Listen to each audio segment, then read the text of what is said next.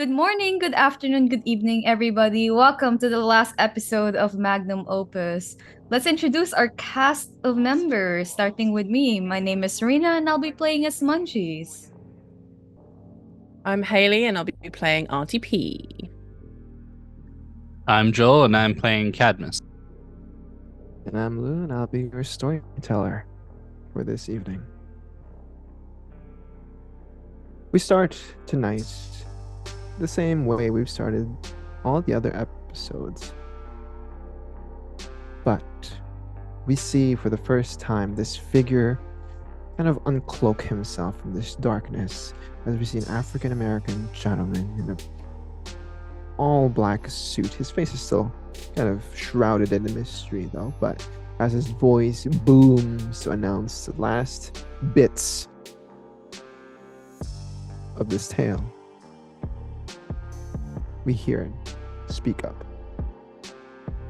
Well, looks like we're at the tail end of our story here. The 12th step of the process. Projection.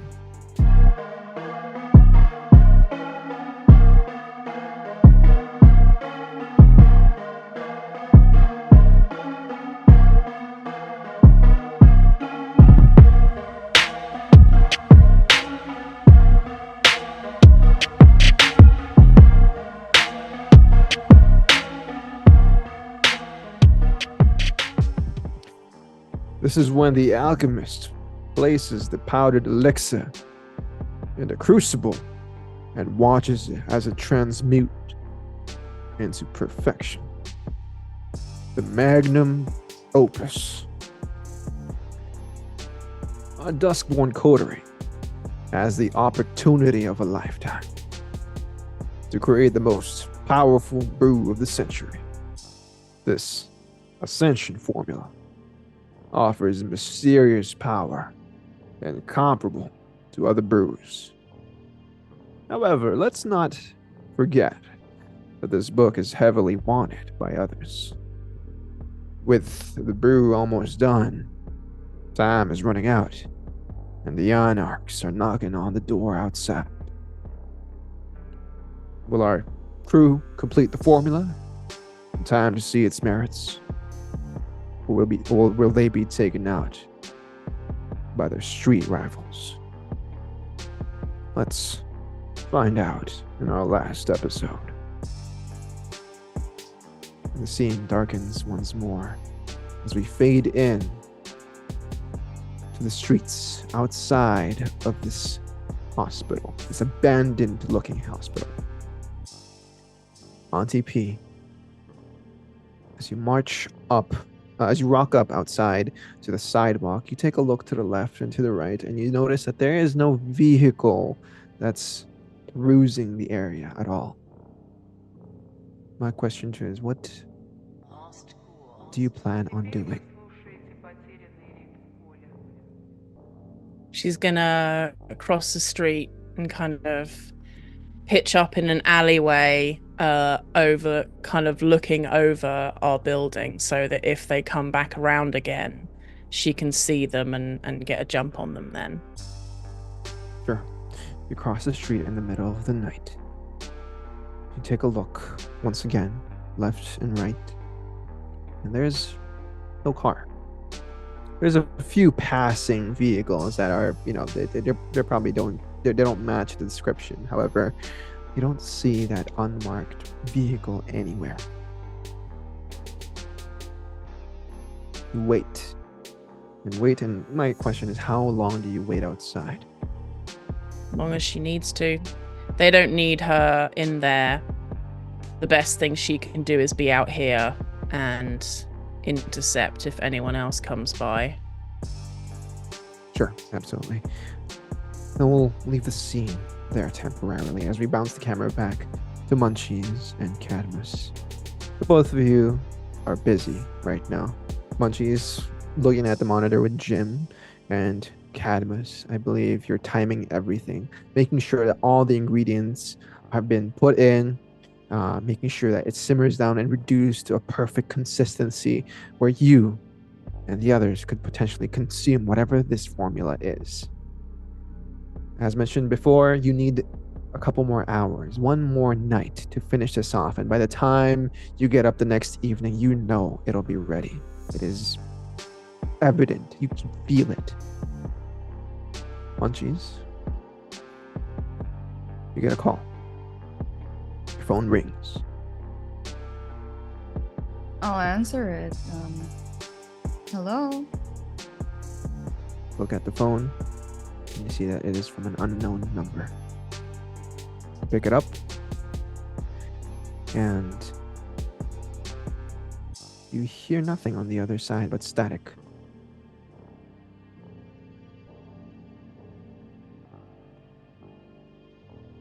I'll immediately drop the call. Call drops. But it rings again. As it's ringing, I'll turn to Jim and ask him, does this building by any chance have, does it have accurate readings when somebody's trying to triangulate a location? Should be fine, yeah. I mean, I'm not sure about the whole security and to that degree. Why?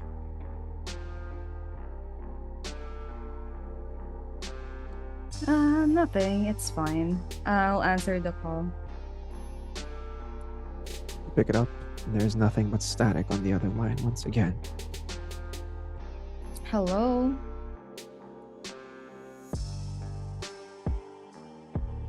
There's nothing but that eerie white noise on the other side. Like it was from one of those old channels on the TV that has nothing. Static. I'll walk away from Jim, trying to find like a signal. Hello? Again, you're met with nothing but static. As you keep walking and walking, and you try to get a word from the other side, you hear just the faintest laugh through that static before it beeps and ends the call.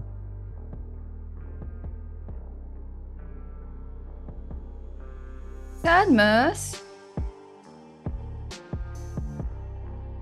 You're muted.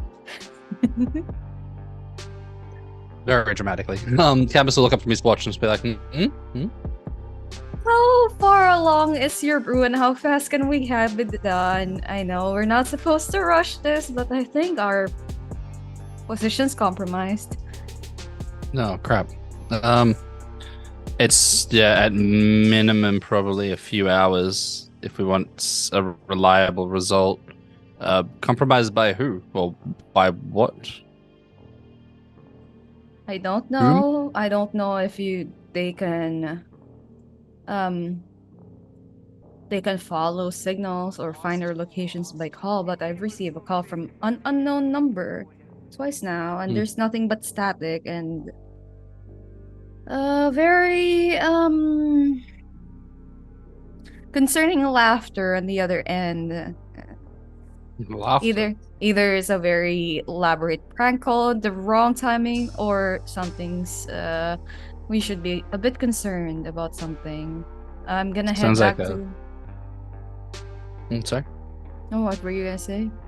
I said laughing kind of sounds like something I feel like calling and trying to get a tracker position and then giggling like a child sounds very much like Crazy Rick, sort of very Crazy Rick coded behavior.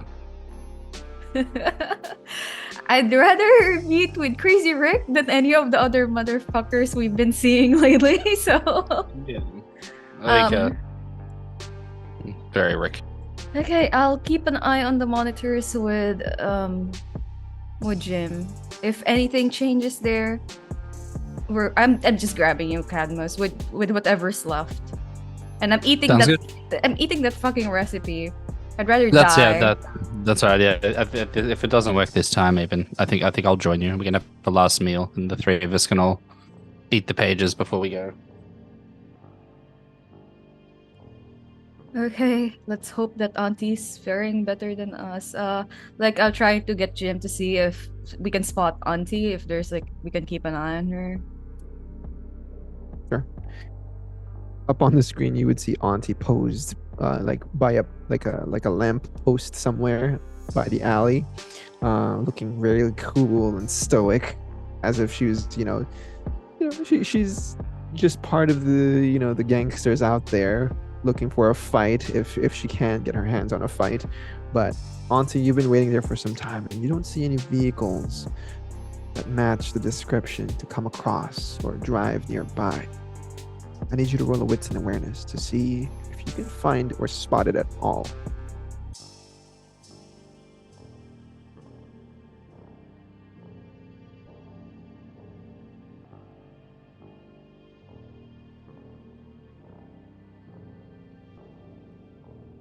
Would you like to roll willpower? Yeah, why not? Okay. 2 successes. Let's see if you can top it off. You can roll 3 dice. 4 successes. Auntie P, as you wait a few more minutes, maybe an hour outside, you finally spot it just down the road. This unmarked black van. It's just parked there. There's no lights or anything, and it looks like there's 2 individuals in the front of the car just sitting there. Can't see their faces though, because they're a little far. Unless you have 20/20 vision or like binoculars, you can't really see what they look like. What do you do? She's gonna try and make her way towards it. Not actively walking down the street towards it, but like maybe go a block behind and kind of walk parallel to where it is, and then come up like behind where the van is, maybe. Sure. You turn the corner and you try to stealthily make your way there as you round the block itself. As you turn left and round the other block's corner, you would hear the vehicle switch on and begin driving away. She's gonna try and sprint after it. Sure. Roll your dexterity and athletics.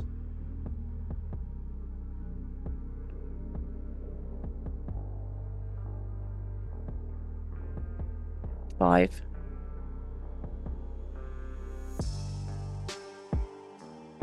Oh, that's a crit with 5 successes. Sure. Those 5 successes, do you have soaring leap, by the way? Oh no, you don't. You have lethal body. Okay. Well, this is going to be a bit difficult as this is a moving vehicle. However, with those 5 successes, you use that muscles that's in your calves and your thighs and your ankles, and you just go in a burst of strength and dexterity as you leap and you make it flying in the air, hanging on, and you manage to grab on to the tail ends of the vehicle itself. I imagine you're going to use your other discipline here as well. What do you have? What was it called? She'll passively a lethal body, but she'll activate rouse for uncanny grip. Mm-hmm. Sure, go ahead and roll a rouse check here.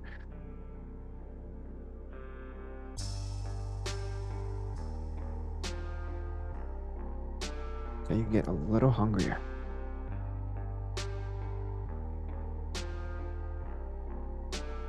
She grabs onto the back doors and starts pulling herself up onto the back of this vehicle.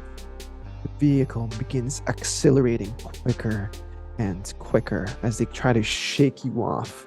Unfortunately for them, you have uncanny grip, which allows you to grip onto any solid object with full force. You see the metal kind of rend and screech as your fingers dig deep into the metal itself, as your fingers poke holes through the van's exteriors rather, into the interiors, and you are not at all being shaken off from this vehicle with those 5 successes on a missy crit.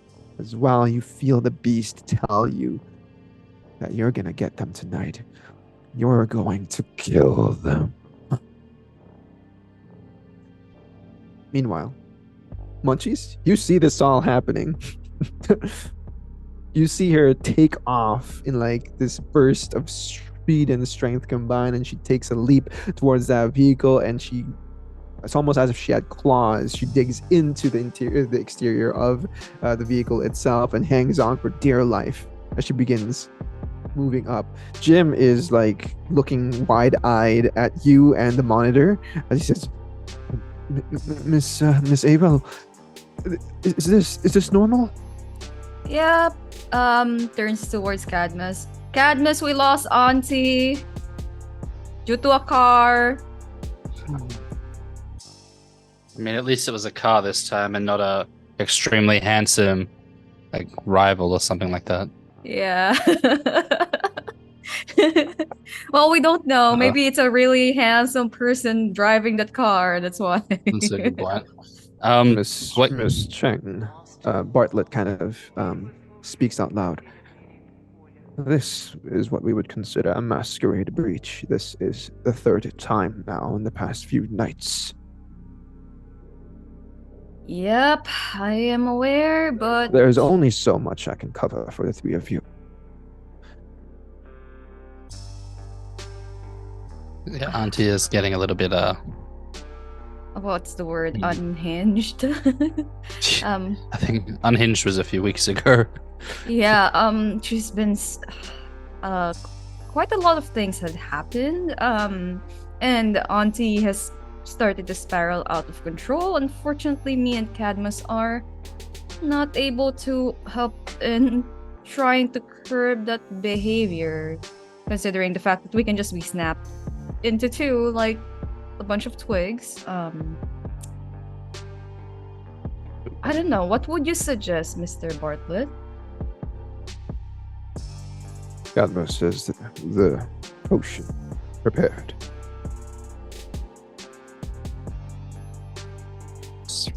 Focus purely on that. Is it ready? It still needs a couple of hours. I mean, it could potentially be imbibed now, but in terms of results, I can't guarantee it. But also, by the same token, I can't guarantee what results we'll get at the culmination. But for following the recipe, we haven't achieved the viscosity of the fluid's still not high enough. The temperature that it's all staying at, the steam level, like we haven't got anywhere near enough, like a level of the high, like yeah, no, not yet.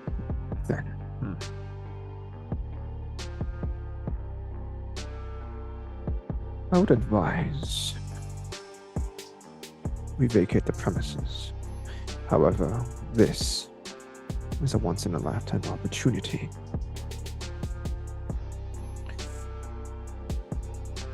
We cannot procure the same ingredients quickly enough.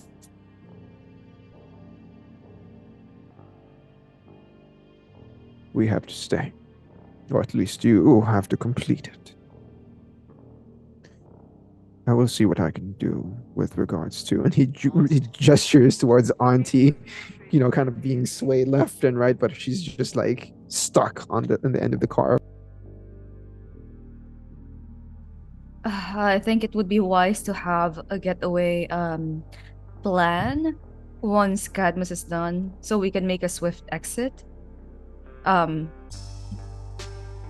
Considering that Auntie, the muscle of our group, has been taken away. Compromised.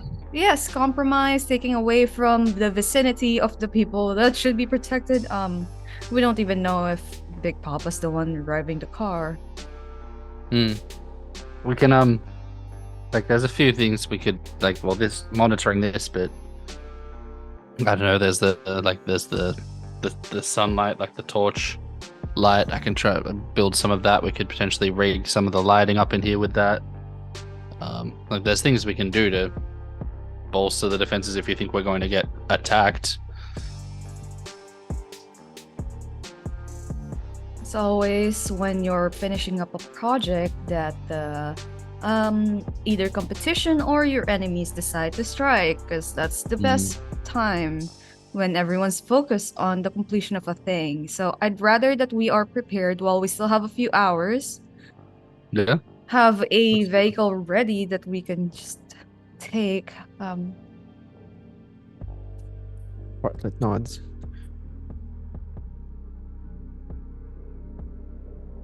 So you're certain that our location is with the enemy?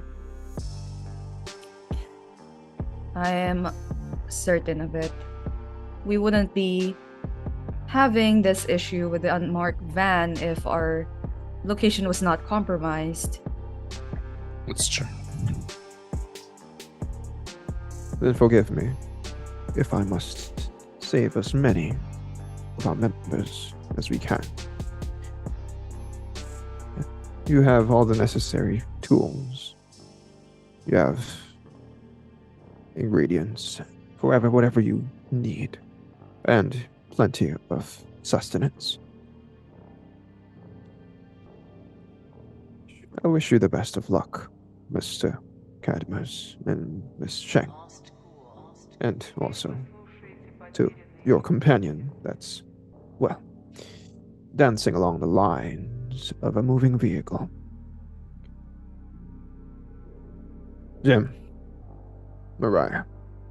And he calls upon the other people as well, and he ushers them out. Jim kind of gives you a pleading look, Munchie, as he says, "Come with us. We can't. We can't leave you behind."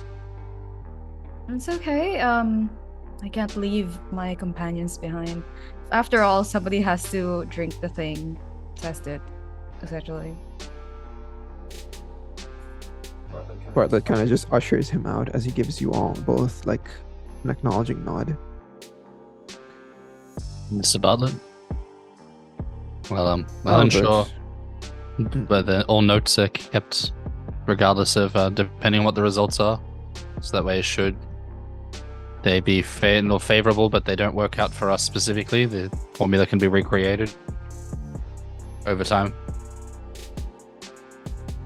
We appreciate your work.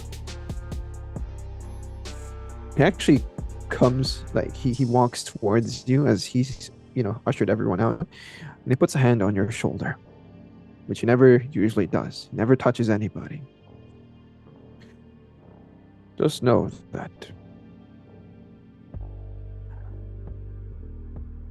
it's been a pleasure overseeing you. Thank you. I appreciate that. It's been a pleasure to have had the opportunity. Whatever this achieves, whatever you achieve, just know that I'm proud of you. Campus just kind of adjusts his glasses. He's like, "Oh, the fumes have been getting into my eyes." Yeah, thank you, sir. I appreciate that. He nods, a good nod, puts his hands behind his back, and begins walking out as well, along with the others. Anyway, I need to adjust the alchemy. Campus like goes back and starts like just fiddling with things.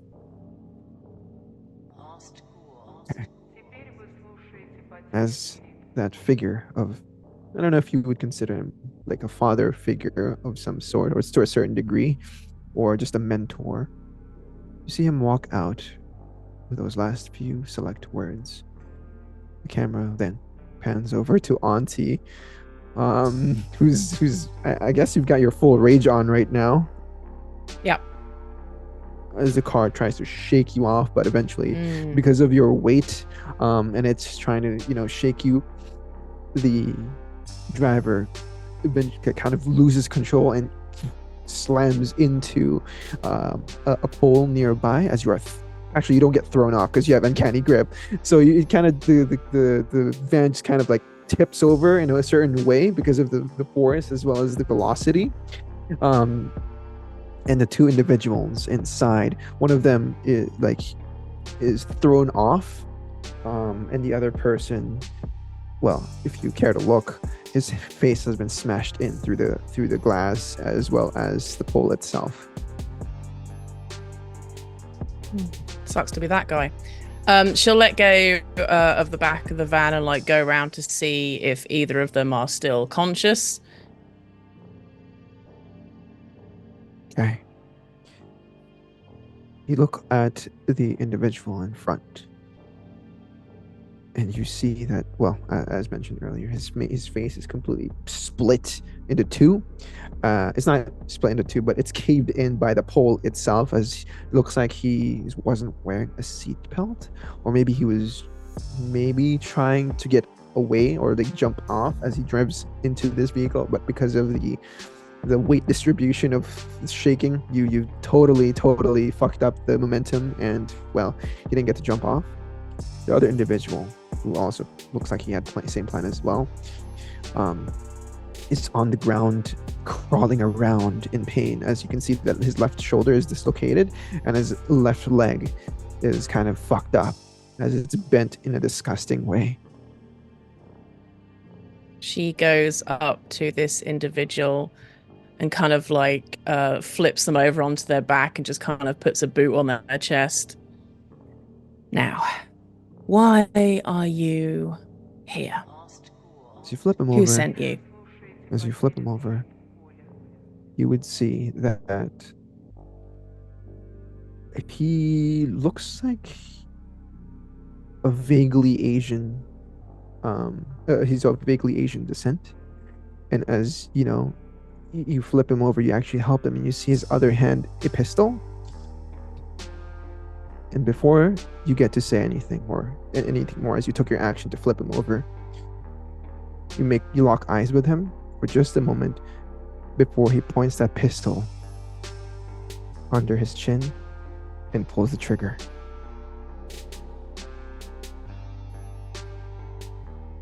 Oh, son of a bitch.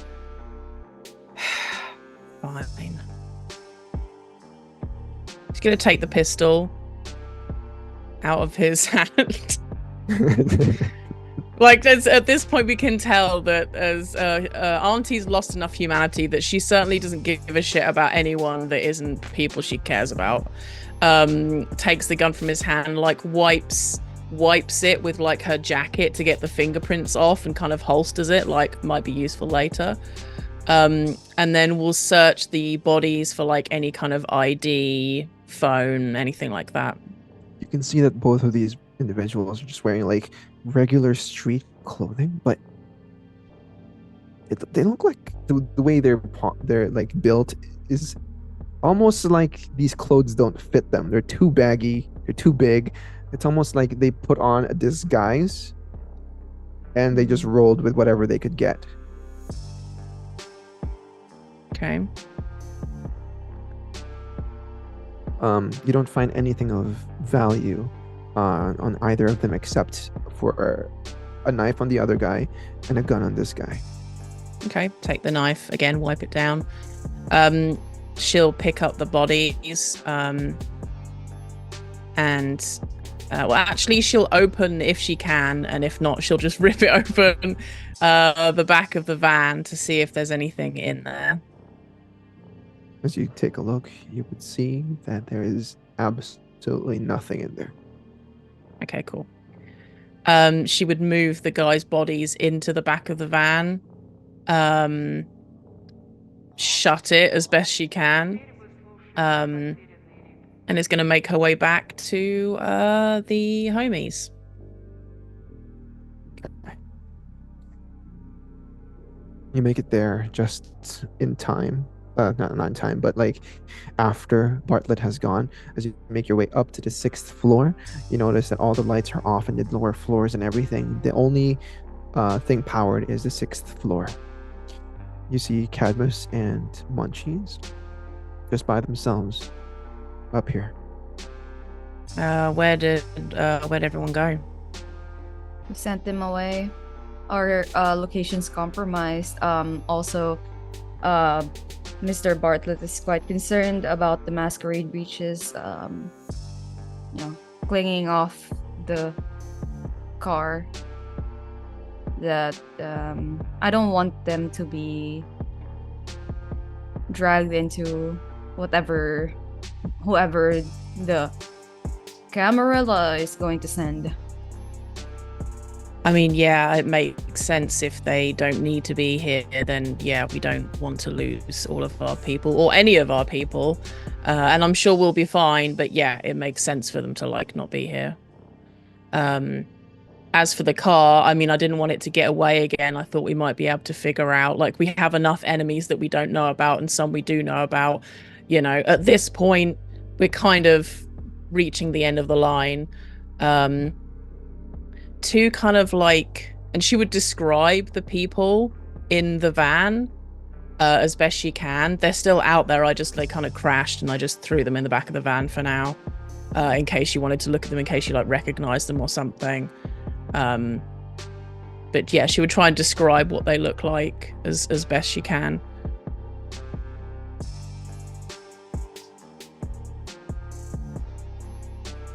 Do I recognize anything?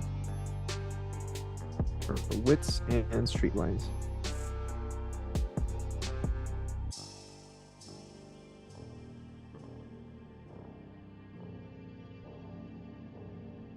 Okay, with 3 successes, Ava Chang. You haven't heard so much about the baggy clothing and whatnot, because that doesn't seem like the MO for people that have these types of doings and stalking. But if you piece together the fact that perhaps your fiance has been stalking you for the past couple years, or rather couple months, the fact that he's been looking for you since you left China, the fact that Lucas has found Sunny just recently, and the fact that these vaguely Asian men, who both of them were carrying weapons, but the fact that this dude blew his own brains out to keep himself quiet, you know that this act isn't something a regular hired gun would do. These people have loyalty. They're trained. They know what they're doing. They just probably didn't expect some vampire to hang on to the back of their van and throw the momentum off as well as the weight, which probably caused this sloppy mistake. You know that these people could be linked to Lucas.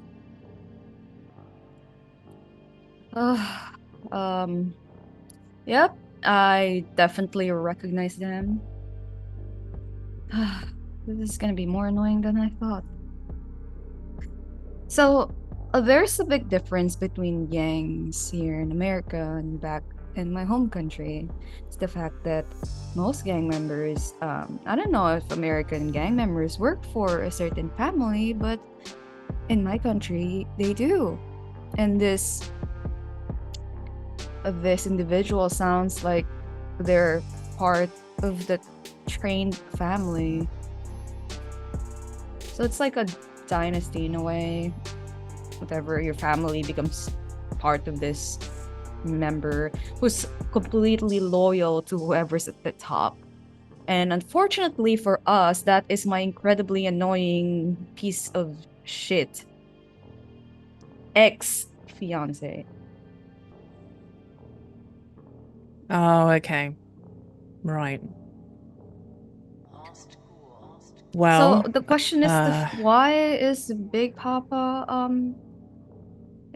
working with them? So hold on.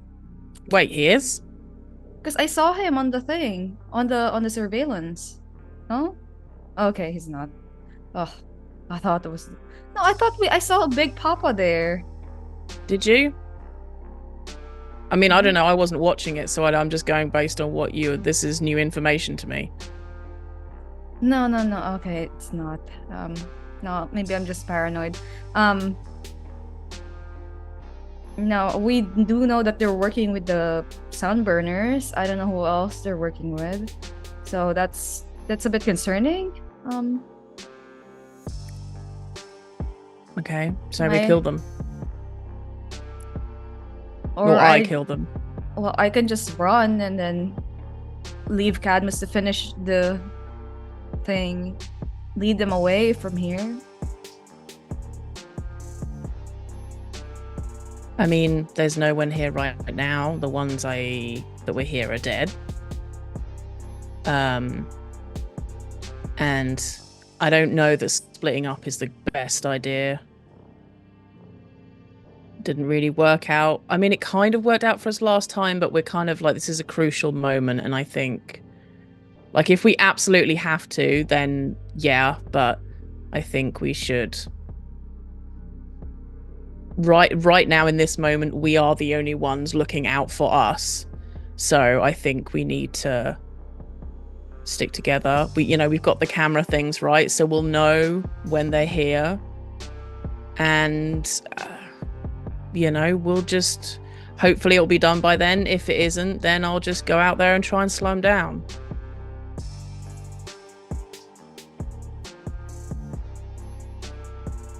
Okay, but I gotta call Sunny. Okay. Don't worry, I'll keep an eye on the cameras. I need to. I will too. Yeah, there's a lot. You go make your call. I'll keep an eye on the cameras. Cadmus. You look at the brew itself in a tummy. You can see that it's almost there. It's almost prime time for you to add the last bits of your own blood, the alchemist's blood, to fuel, or actually add more fuel to this concoction. Underneath, of course, is that salamander breathing fire. Its own skin is burning up right now, and you can see that for days and nights now, it has been working hard to just, well, it doesn't even realize it's working hard. It's just pissed off at this point because you haven't fed it, you haven't done anything to it. It's trying to get out, but all it's doing is like causing this mechanical fire to sprout from the bottom of this itami to fuel, to like heat up the device itself. I need you to make a rouse check and a distillation roll +4.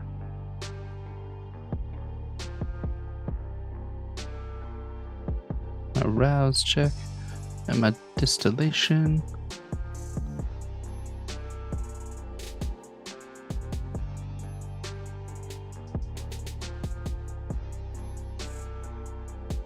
Was it a difficulty of 4?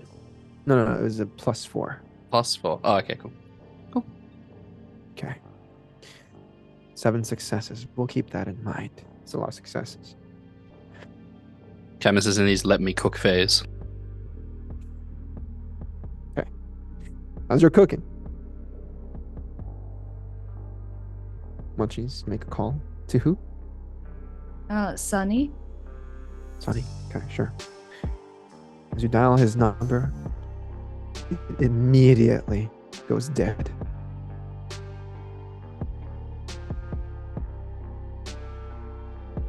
I'll try again. Line goes dead. Doesn't even go to voicemail, it just goes dead.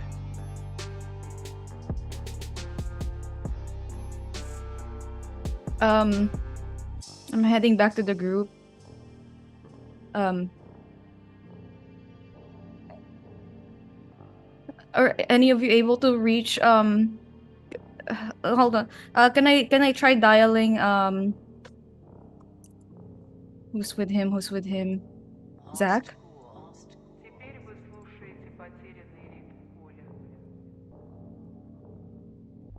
Zach, the phone rings once, twice, and the third time, Zach picks up. He says, "Ava? Dude, is Sunny with you? No. He left the other night. When exactly? The night before last.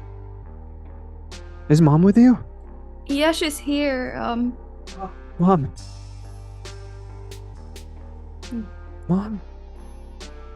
Ma! Just Hello?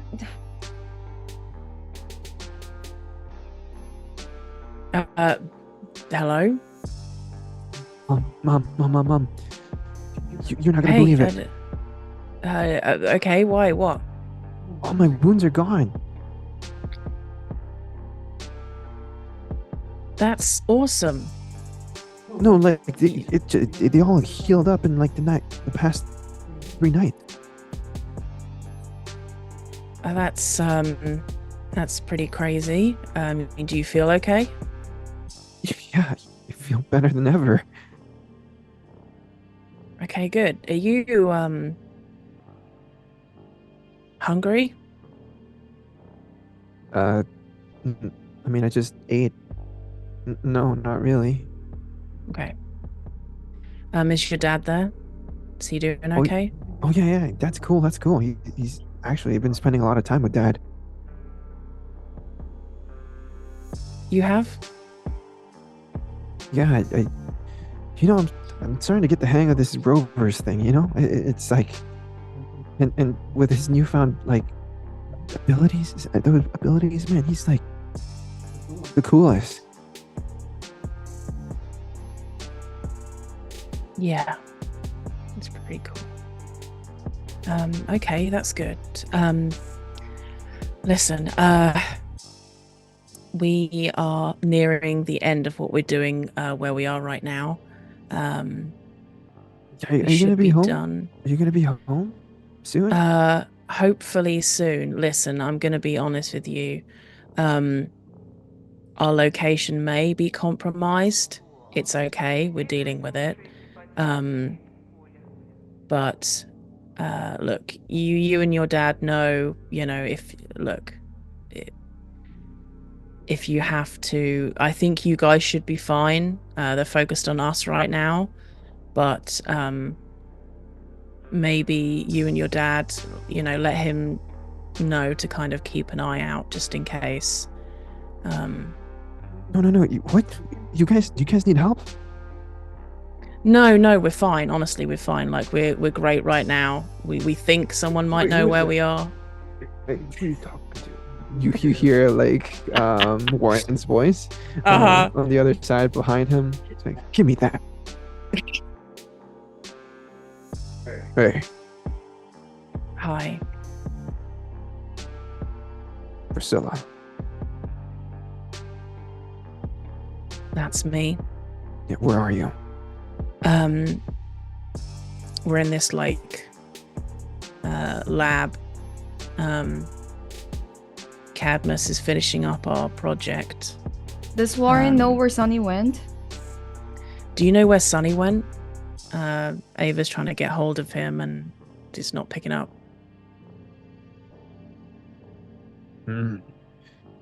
Said he was what did he say? There was a few there's a few words he said before he left. What did he say? Something about throwing off a tail or something. Auntie does the thing where she like puts the phone. Apparently he said something about throwing off a tail. Maybe if it's your ex, then he's trying to lead them away or something. He's still injured. I know, it's a dumb thing to do. Hey, I can hear you. Sorry. What the fuck is going on? Ava's worried about Sonny. She can't get hold of him. Considering what we've been dealing with in recent times. What, that boy not have a phone like you? I mean, he does, but he's not picking up. Listen, we're nearly finished with our project here in this lab. Looks like some problems have followed us here, potentially. So just keep an eye out. I don't want a repeat of what happened last time. Just be ready in case you need to, like, run or... No. Whatever you tell me where do. you are right now, Priscilla. I'm not leaving you. I'm at wherever the address is. There was a van that kept showing up. I've dealt with the people in it, but they're related to people who've been hunting Ava. They keep calling her, apparently, and they just kind of creepily laughed and then hung up, so I'm guessing they found our location. I can only assume, is that what that's meant to mean? Or they have There's no one Sunny. here right now. Or they have Sunny. Either way, there's no one here right now, like we're fine right now, but it's likely that whoever is dealing with this or whoever parties are involved, think at least 2 so far, they know where we are. Everything's fine right now, but that might change at any point. Everything is not fine, Priscilla. Why do you have to keep doing this? I told you we shouldn't separate anymore. You wanted back in. Didn't you? You wanted back in? Yeah, and I told you where we were going. I kept you in the loop. I called you and told you what was happening. I mean, Yeah, look, but you didn't tell me you were between fucking 3 different people. I mean, that's been the case for a while, and I only just found that out, in fairness. I only just knew what, the things have changed. Shit. All right. We'll be on the move. I'm heading your way. Just take care of Zach, please. Oh, well, Junior is staying put. Okay, good. Okay. The phone hangs up. She gives it back to Ava. It's like, I like how he blames me as if like any of this is my fault. Like, I'm just trying to, whatever. He doesn't know where Sunny is. Yeah, he just mentioned something about. So do you think maybe he left town trying to like draw them away? Maybe he noticed, maybe they've also been surveilling the other place? I don't.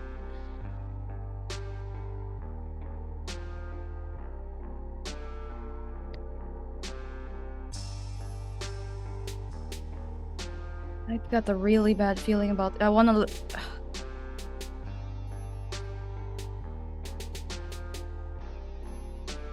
Like maybe they're going to try and use Sunny as leverage.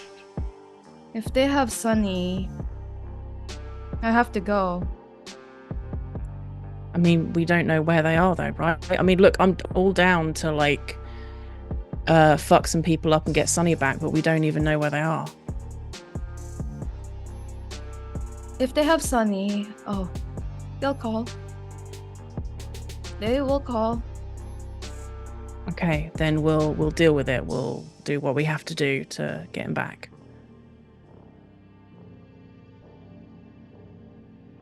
And you see, Munchies will just start pacing, stressed out.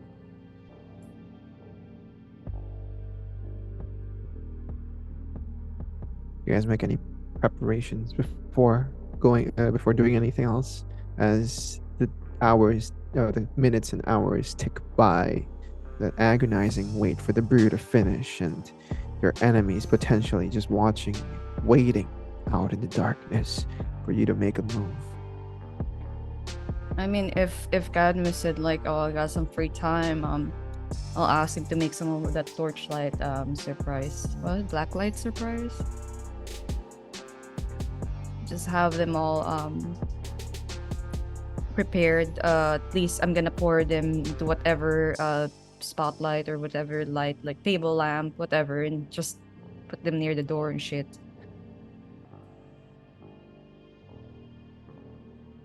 Okay. So, Cadmus, will you brew another formula here? Absolutely. Sure. Go ahead and make that distillation roll for blacklight surprise.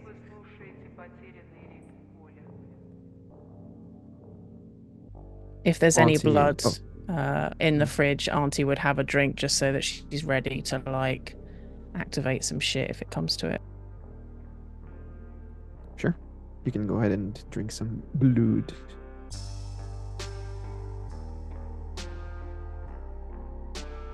Munchies, any preparations that you'd like to do?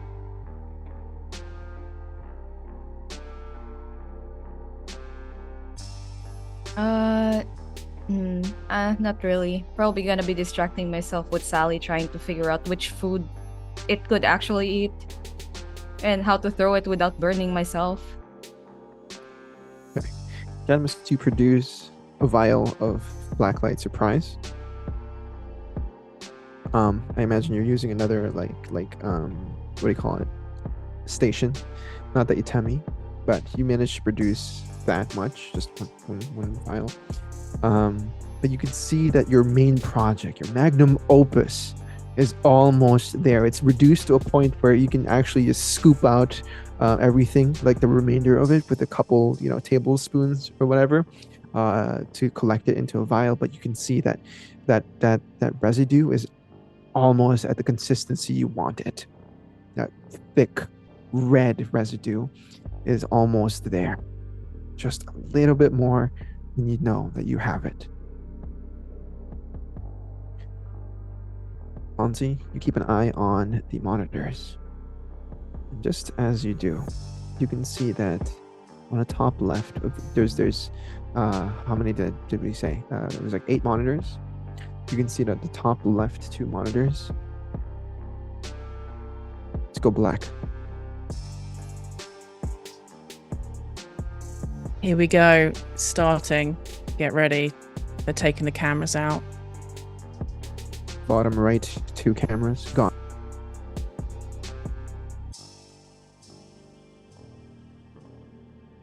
Do I see someone approaching the camera before it goes out, or it just goes out? It just goes out. Okay. So they're either hacking us, or they found some way to remotely disable the cameras because... Phone. Ava's phone ring. Continue. Because there's no one showing on the cameras. So either they're hacking us and cutting the feed, or they're, I don't know, shooting them from a distance or something. Well, we're about to find out. You want me to answer? Oh, I hope it's them. Oh, please, What's your please let who's me your bet? answer. Who's your bet? Who's your bet? Is it gonna be Big Papa? Is it gonna be the crazy cult people? Is it gonna be my ex? I'm gonna say it's gonna be your ex. I really hope it is. Cadmus will like shout out from like down the hallway, like it could be the Camarilla. It could. Honestly, anyone at this point. We piss off everyone. Do you want me to answer it? No, it's fine. Well, you can say hello, but I'm going to like I'll be accept the saying more call. than hello. I'll accept the call and put it on loudspeaker. Yeah. Bottom left 2 cameras go out. On the other side of the phone, you hear a voice that you haven't heard since the beginning of this chronicle. It's Big Pop. He kind of just says, "Yo, been a while, friends." I'm sorry, who's calling? Big Papa speaking. It's not The ringing one a and bell. only. Arrogant little bitch. Oh, now I remember you, the guy that's compensating. Yeah. Sorry, I caught up now. If you look at the cameras, you can see that the last one, there's 2 left. One of them goes out before you see a black van kind of pull up, pass through one of the cameras before it goes out again.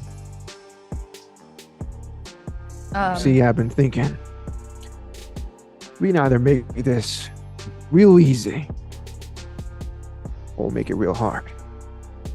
Oh, please, you're not giving us there's the easy way or the hard way speech, really? I'm open to negotiation, but our friend in common isn't. Ain't that Does right, he also Miss have a Check? small penis? I don't know, I never saw, so like Munchies will gesture for Auntie to start like converging near Cadmus as she talks. And what is exactly the terms of this negotiation? Real easy. You, Miss Cheng, come out with a book. We'll leave your two friends alone.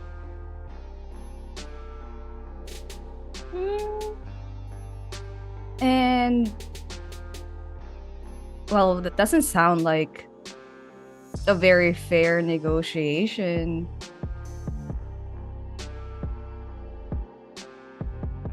We'll toss in a couple people as well. How's that?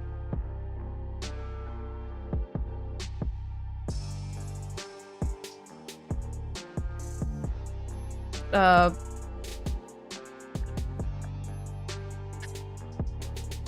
how about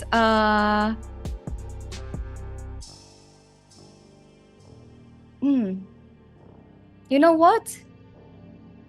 How about you leave us alone, or I'll just hug a really, really angry and hangry salamander together with the book.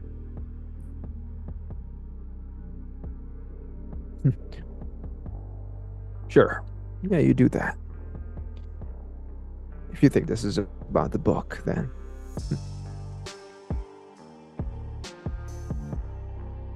you're free to think whatever you want. How much did he pay you? Ooh, let's just say enough to take me and the boys out to the Bahamas for years.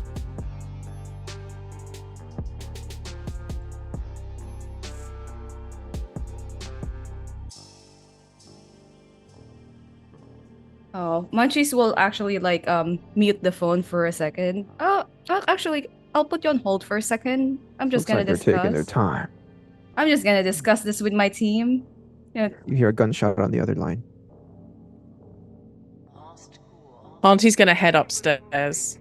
You guys do what you need to do, find an escape route, whatever it is. I don't want them to bottle us in this room, so I'm going to go up and see if I can start taking them out, slowing them down, whatever. There's no negotiation with this terrorist, man. Yeah, no shit. They probably just another wanted gunshot time on to the get in other line. position. Who the like unmute? Excuse me, who are you shooting? Starting off with the researchers or whatever the fuck nerds you guys had with you. And how do we know that they're real people and you're not just bluffing us with gunshots?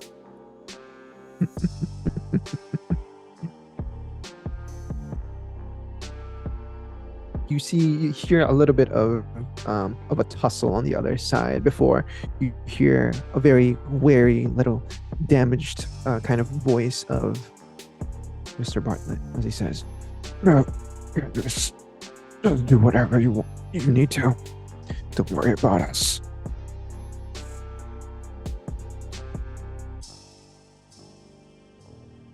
Can I actually hear like that through the? Cool. Cadmus is kind of just like staring down at the ground, like there's no. I mean, they'll kill them. Like they'll kill him anyway.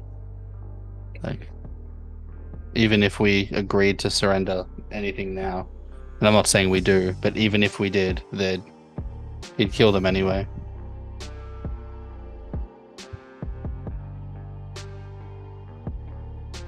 Shit, you're right. We might just kill him. Even if you gave us the book and the girl. But what if we didn't? You see, this entire time we've been watching you. You're holed up in that little laboratory of yours. Hell, we can storm the place right now if we wanted to and take you by force. We're giving you a chance.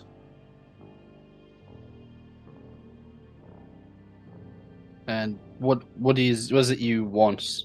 What, let's say we were inclined to listen. What do you want out of it? The book Like and what? the girl.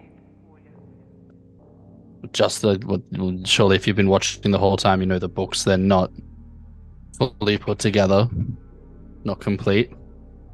It don't matter. That's what he needs. That's what we need. That's what you need to do.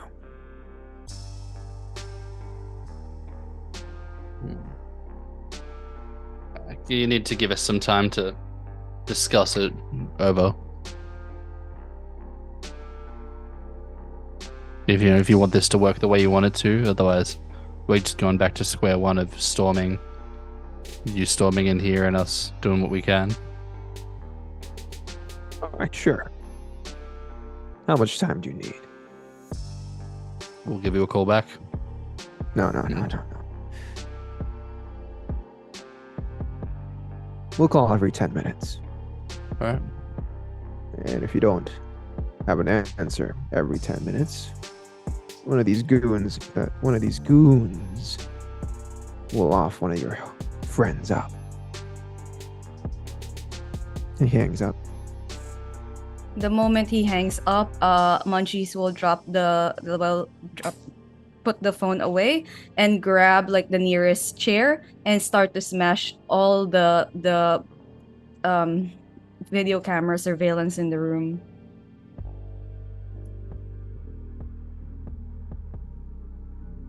And once she's done, she's gonna turn to Cadmus and say, "How long?" How long do I think it's? Is it how long? Realistically, because I can't push Realistically. Well, I need you to make a roll here. Intelligence, alchemy. it. Okay, I can Just do your that. flat alchemy. No bonuses or anything. It's intelligence and alchemy. Sweet.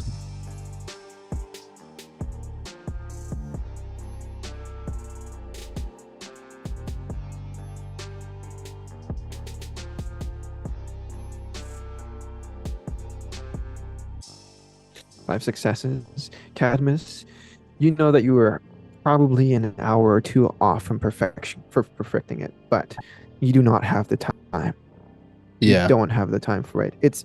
You can consume it right now. You've consumed elixirs that weren't as ready as they should be, but they still worked before. Yeah, we don't know. However, you don't know the side effects if it was to be consumed at not a perfect consistency or Yeah, what's it gonna do?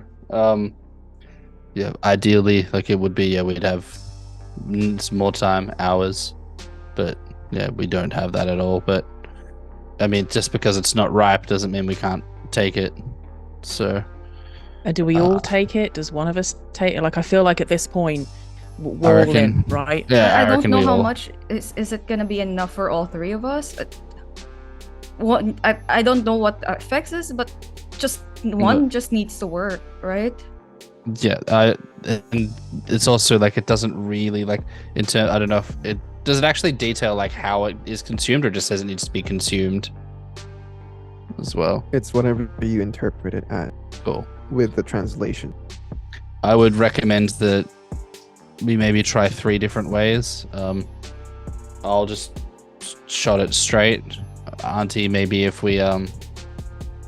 it's maybe we just draw it out with a syringe, and then maybe you inject it into yourself, and then Okay. Munchies, maybe if there's someone willing to, maybe they drink it and then you drink from them just to distill it a little bit further. I mean, that way at least one of the 3 ways is ideally going to work. We don't know if it doesn't detail enough about how to do it, but that way at least we give ourselves the best chance of getting the effects that it's going to require.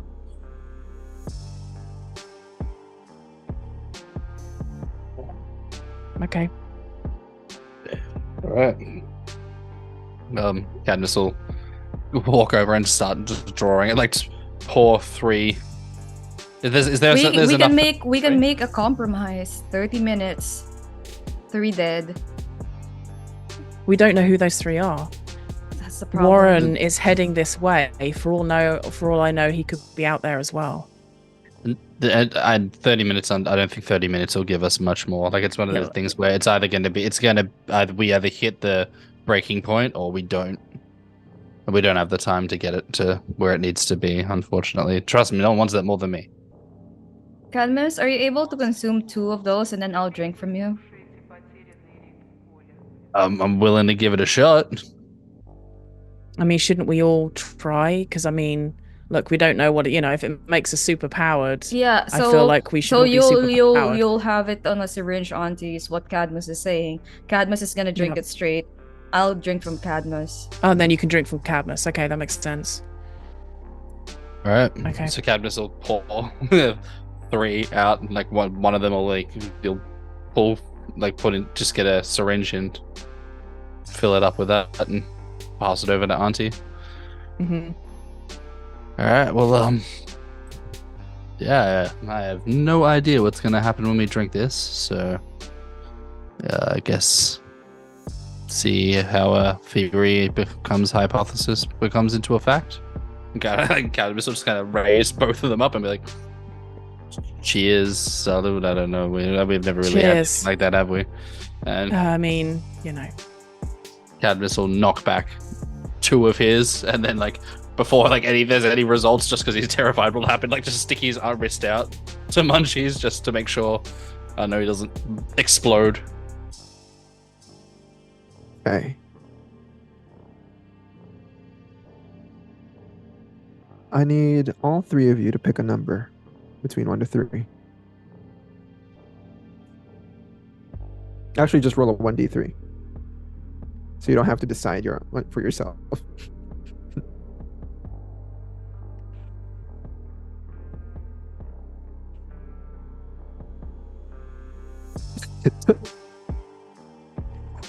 Okay. Every Alright. time I get the syntax wrong. Every time. Interesting. Okay. What the fuck? What's going on? All right, so that's 1 for Munchies, 3 for Cadmus, and 1 for Auntie. Okay. The 2 of you experience something strange. Auntie, as you inject that syringe with that red hot crimson liquid, there's something ominous about it just by looking at it. You can't tell what it is, but there is this overbearing feeling about it that's kind of messing up the atmosphere around you. You know this is a bad idea, Auntie P. There is without a doubt in your mind that you should not do this, but you do. You inject that dangerous liquid into your bloodstream, even though you're undead. And for a moment, you don't feel a single thing. It's almost as if you're just you, nothing different. Munchies, as you drink from Cadmus, feels a little strange to you drinking from. You've never actually drank from each other. And the fact that you're now feeding off of Cadmus just feels like this is so wrong. Like, it's gross, disgusting. Not that Cadmus is disgusting, but the act of feeding on another thin blood is disgusting. It's repulsive. You don't feel any different as that hot crimson blood pours into your mouth. Cadmus, as you take 2 shots of this formula back to back, you feel a strange sensation. You begin recalling the steps you took to get here, to get to this very moment. Matter of fact, it begins playing like a film in your head as you begin viewing yourself as a third party camera in the environment, looking at you, tracing back to the steps before you made the formula, tracing your steps back to Crazy Rick, to the Great Scales, back to the Rovers, back to the previous Haven, back to your coffee, back to Sonia. And you remember this one conversation you had on that very first episode we had to talk of what ascension is. You remember now this one conversation with, you don't know who, probably Sonia, or maybe the others, but you recall that you guys were trying to debate what ascension really means. Does it mean that you're going to be lifted from your very form? Does it mean that you're no longer going to be a thin blood? Does it mean that you're no longer going to be a kindred? Someone brought up the fact that ascension doesn't necessarily mean a literal ascension. It could be figurative. It could mean that you could just be surpassing your limits.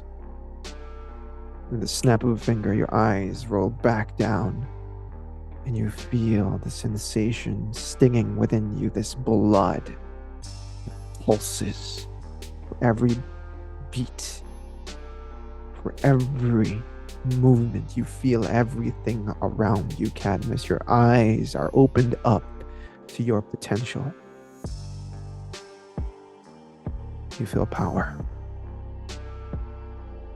You feel like all the books, all the recipes that you've read are now all at the edge of your fingertips.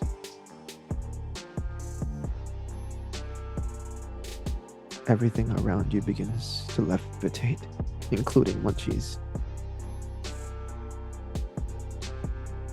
There is this unnatural feeling that you, for the first time in your own life, are in control. As you realize that you're casting far reach, not just at the objects around you, but at Munchies as well.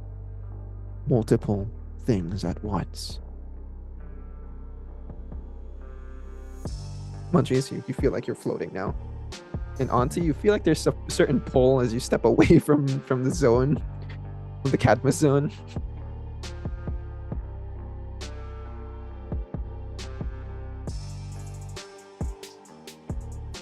Feel any different? Or I think that worked. Whatever is happening right now, I think Cadmus unlocked the third eye or whatever the fuck is supposed to be happening. Yeah, I don't know really what's happened. Definitely worked for the time being. Damn. Cadmus just kind of just lift his hands up and just not with the other two, but just lift other stuff around him and just be like, this is insane. You feel this burning sensation within you, Cadmus. Like you can do much more than this. you want to test it out, or I Uh, mean, we got a group of researchers to save. that we do. Or we got a big popper to smack down again.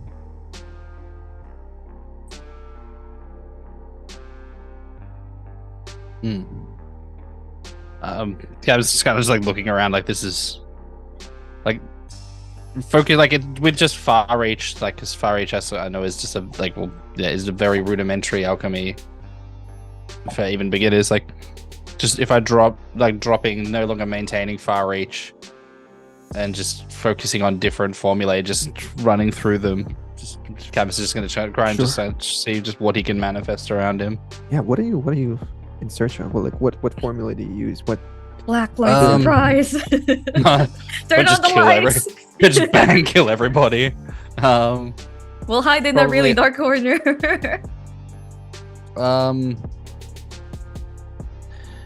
Airborne momentum, which was one the level 4 one that it has, which is you feel like you're also floating right now, levitating yourself as you cast. amazing. Yeah, you feel your feet take off, but there is this strange atmosphere around you, and you feel this too, Auntie and Munchies. There's something off about Cadmus.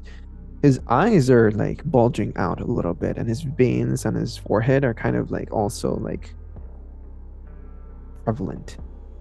Skin's protruding. Okay. You feeling okay, Cadmus? Yeah, I feel terrific. Okay, because your veins look kind of poppy right now. Yeah, you look like your head's about to explode, man.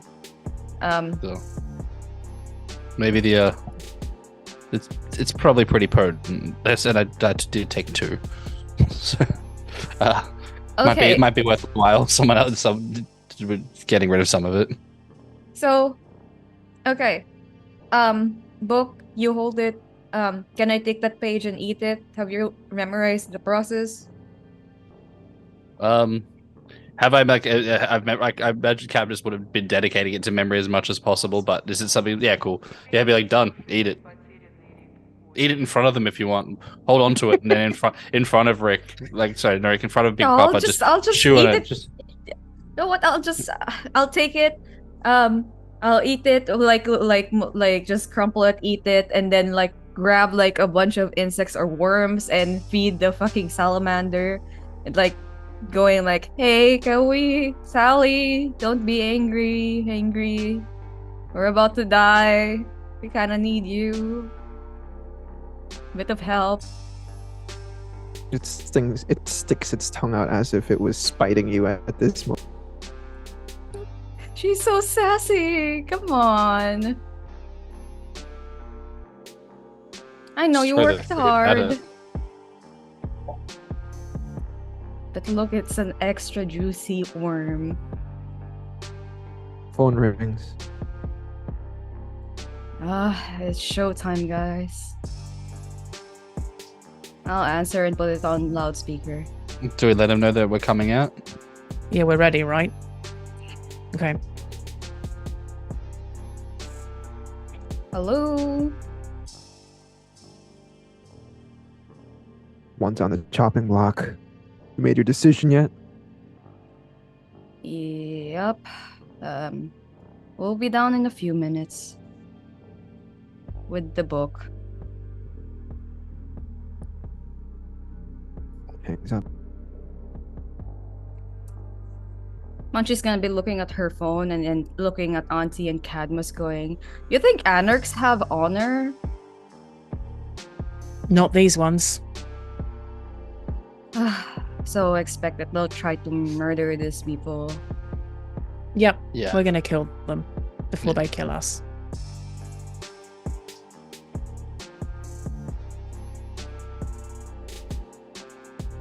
Any, Munchies is going to post that there is a huge, like with Ava Chang, like her um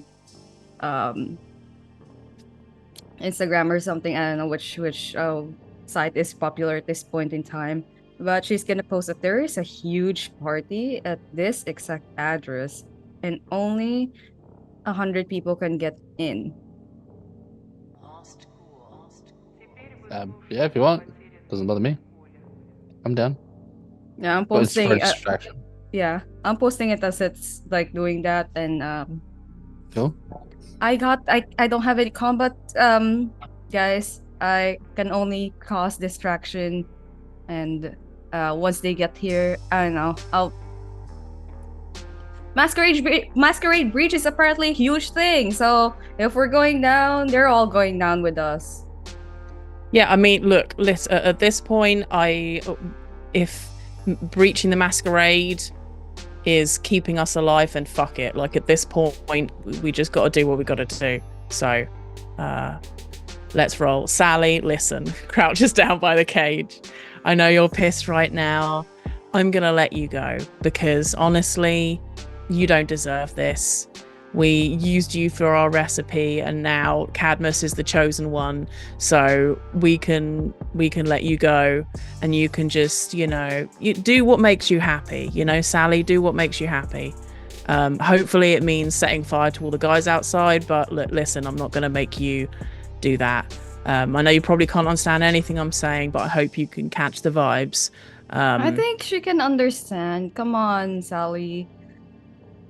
I'd like that if you didn't kill us. That would be nice. I wonder if I can still entrance this creature. As you stand up from your crouched down position on TP, you feel strange once again. Like as you shoot up from your position, you feel as if you got taller, ? As if something's changed about you in that very moment. Suddenly you feel your own muscles pulse right now. Your own arms get tighter. You feel like You're stronger than ever. Like your physique is at its peak in this time, in this moment. And every footstep carries a heavy thud that kind of imprints your footsteps on the ground itself. Your palms are, I don't know how to describe it, but it's as if you've been lifting and hanging on to like very, very heavy objects your entire life. And you could lift anything up right now with just a tip of your finger.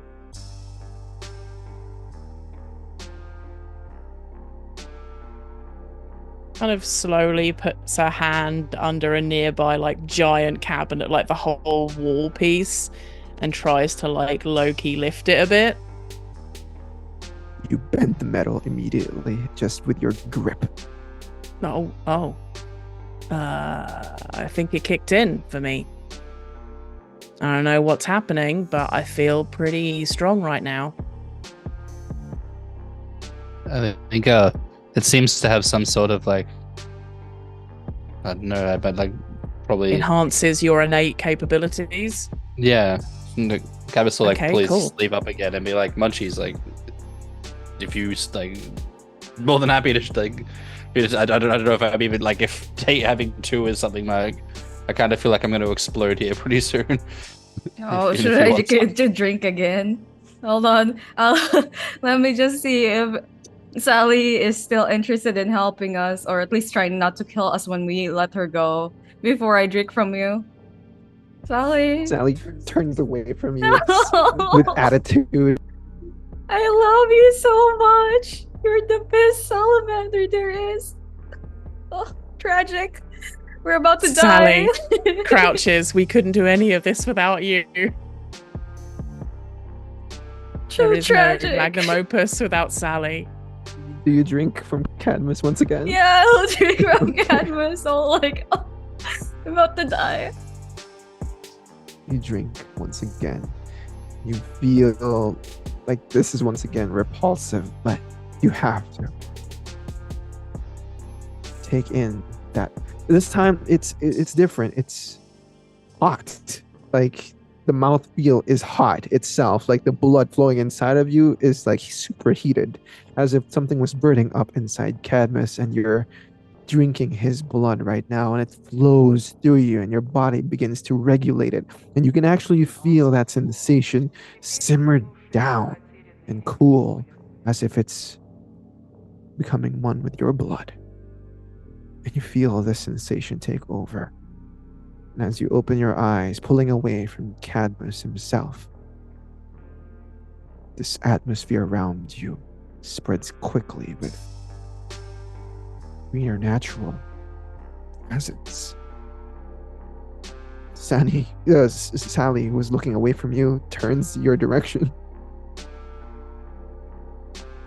Sally. Oh. It's okay. I'll give you lots and lots of like nice juicy worms and nice juicy insects. But we are heading into battle now. Looks at you and it tilts its head, like as if it could understand you. Sticks its tongue out again, but not like with venom, but more like curiosity. Okay, I'm ready. Does Cadmus look like he's deflated a bit? Because I'm kind of worried. Yeah, Cadmus's veins from his forehead seemingly, calm down a little bit. They're not as prevalent as before. I'm not gonna explode with psionic energy, not yet. Later. Auntie is like, let's fucking do this. Rips the cage off Sally's cage. Rips the door off Sally's cage. Come on, Sally, you're one of us now. Oh god. Please don't ride the flaming mystical lizard. We are not riding the mystical salamander. Sally's It's her like- own. Sally's entity. tiny. Like, is there like a fireproof like thing that I could just like keep her Yeah, with if you guys would realize, if you release this creature, you're lucky that nothing here is made out of wood or anything flammable, because it would spread quickly. Just put it in a lantern. Just run around. All right. Well, Can I wrap it on something fireproof like the tarp?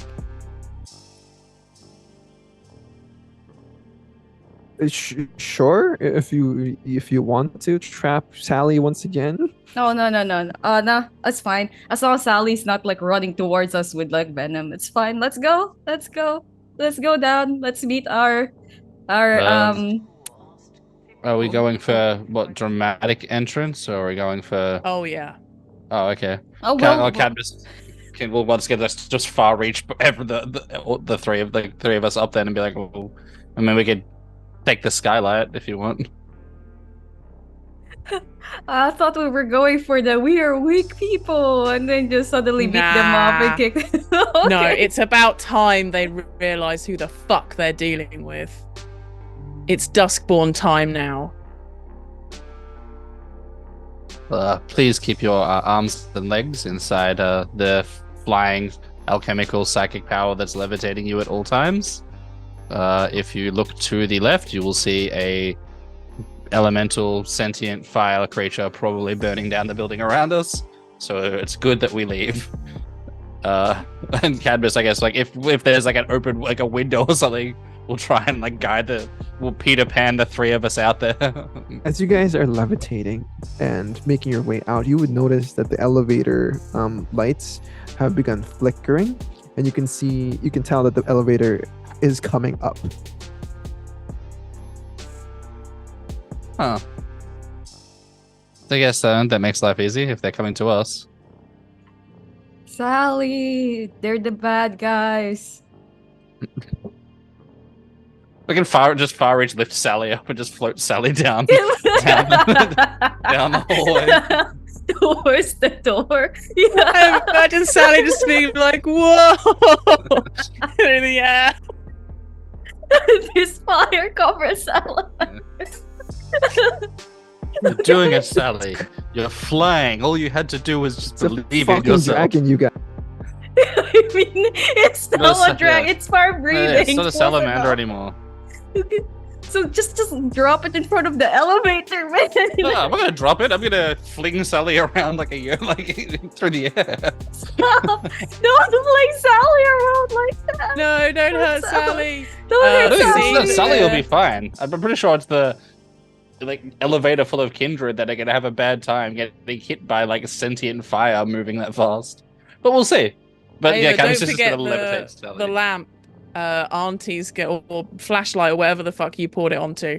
Auntie's gonna power up her potence, ready for when they come through Sure. the Make a elevator. rouse check. You're using prowess? Yep. Okay, cool. As the doorbell, the elevator, ding dong. Hello, Oh, who is it? you have got to the wrong floor, my friends. Gadamoose. It's me, Gadamoose. It's the Gotta flying. move me. It's Sally the flying salamander. That's a deep breathing dragon. As the elevator dings, as you can see, it kind of begins parting open. You can see a couple of dudes, the same dudes that smacked you in the face, Catamus, with a baseball bat. remember attacking the them. highway. Come outside of the elevator, only to be met with Sally. Just- Yeah, I was just gonna like just lightly just flick Sally onto them. holy shit! Let's go. It's the best weapon we have. These devils is a pet. What does this look like, Cadmus?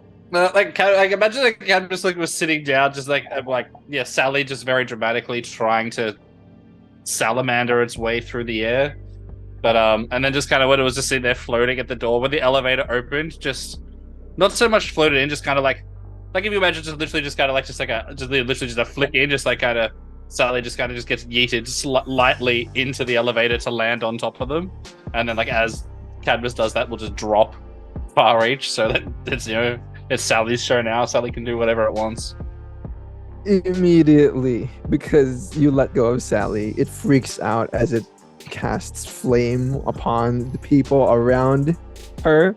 And they're pretty much kindred as they begin freaking out as the Rothschek begins, surfacing, and they don't have anywhere to run except inside the laboratory itself. And you see them all on fire. There's three of them. You see them all on fire, running around like headless chickens, as they get burnt up by Sally's flames. This is the best weapon we have. Good job, Sally. Good job, little girl. Sally, you're the best. Sally skitters off with a trail of fire behind her somewhere. If only I'd known that to do that last time, I wouldn't have let them hit me in the face so hard. There's a hindsight. 2020.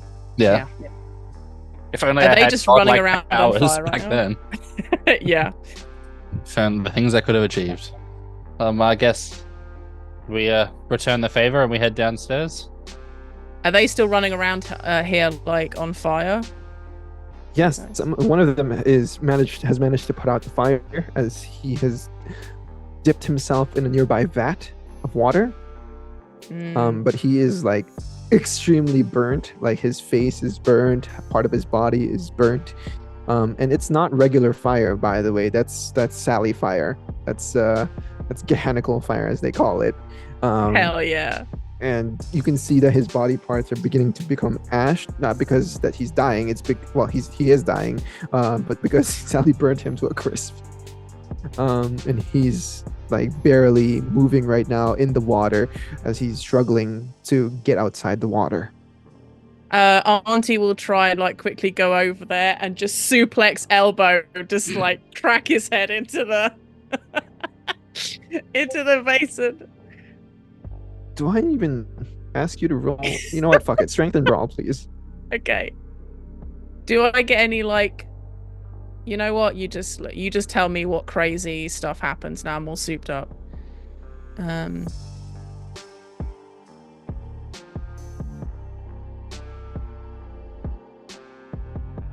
Oh yeah, you add +3. Oh, okay. I just realized. 6. Okay, what's your potence level? 3, so +3. That's 9 successes. What does it look like when you kill this dude? She literally just kind of runs over there, and as he's got like his head over in this vat and his neck is over where like the edge of the vat is, she just runs over and elbows the back of his neck, and it just cracks in half, and his head falls into the It falls off. His head falls into the vat and his body drops. His head is just bobbing up and down the water at this point. It's brutal. It's fucking brutal. Okay. The other two are seemingly have been burnt and probably in torpor at this point, if their bodies haven't been burnt completely. And they're all just laying down on the ground, and one of them is like up against the wall nearby. Good thing that some items here are not like flammable. So I'll leave the three of you to your own devices once again. Okay, well, Munchies will grab like whatever petri dish or whatever and start putting like worms into it, and then just putting it on one corner where she last saw Sally, and going like, well, she deserve a really good treat after that. Thank you, Sally. You don't see Sally anywhere though. She's probably scared. Yeah, she's scattered somewhere. So let's go. She's gonna come out after a few hours. We can just come back to get her, but we got people to save. Auntie's gonna kill the other two ones in here, torpor or not. They're dying. You're just gonna stomp on their like skull. Yeah. Oh shit, dude. They out. Nah. They pushed back for too long. We're pushing this time. Okay.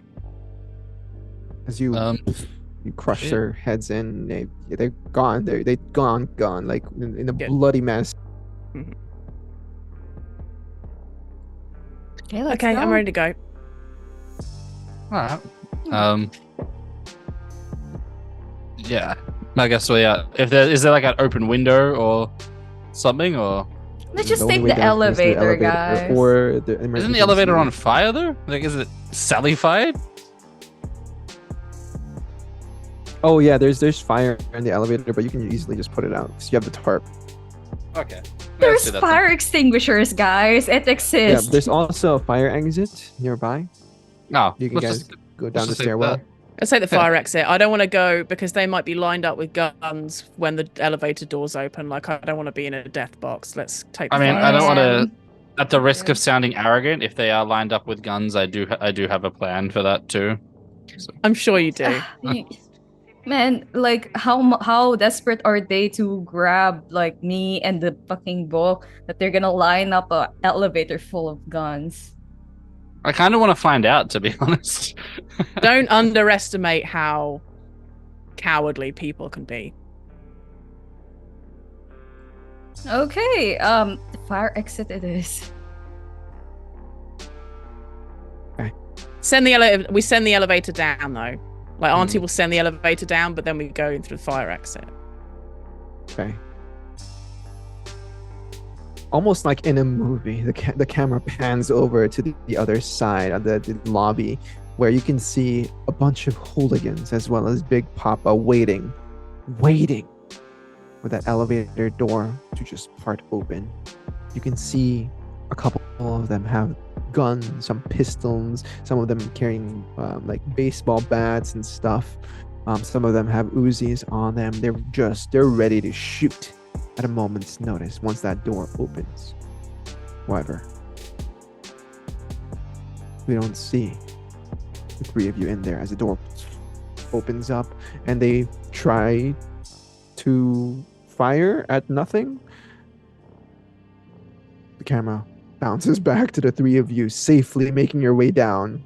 Maybe fire reach You down. hear gunshots. You hear gunshots echoing from the bottom of the stairwell up here, and it kind of reverberates and it's kind of deafening to all of you. But at least you're not there. You're not getting shot at. I fucking knew it every time with the elevator. Every time. Like, if these people not seen a movie, like, the shit's so predictable. Okay. You start making your way down before you hear footsteps underneath you. Coming up the stairs. The emergency lights are on, and that's the only thing you have to go off of. It's like red. It's dim red. But it leads you down 6 flights of stairs to the first floor, or rather the what do you call it? The lobby area. As you hear a bunch of footsteps coming up, what do you guys do?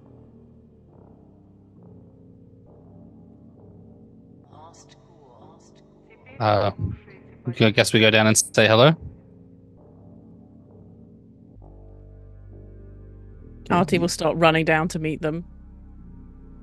Okay. As you do, Auntie P, the first of these fools come up the stairs with a gun pointed in your direction. No hesitation, opens fire at you. What do? Dodge. First action is dodge? Mhm. Sure, dexterity and athletics. That gives Munchies an action. What do?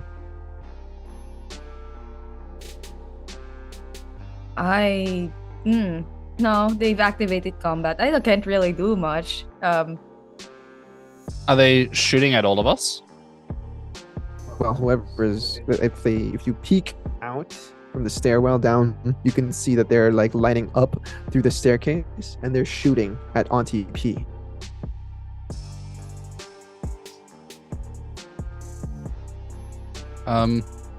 Ooh, Cadmus, grab like the last floor that we just passed by. Grab like a fucking table and throw it down at them.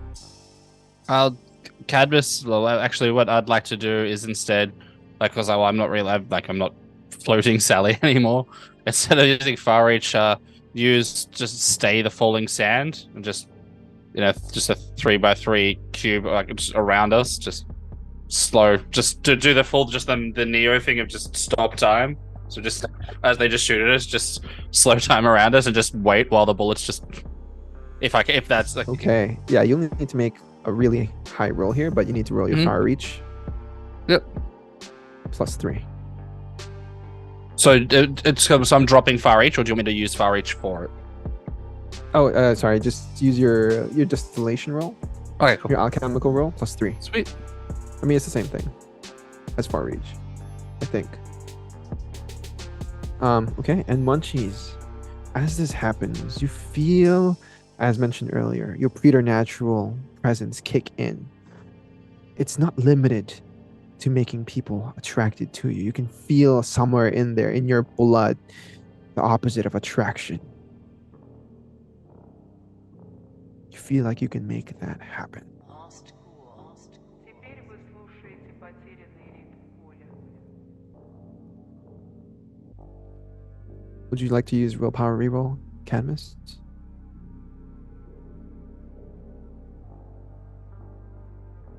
Cadmus, Sorry.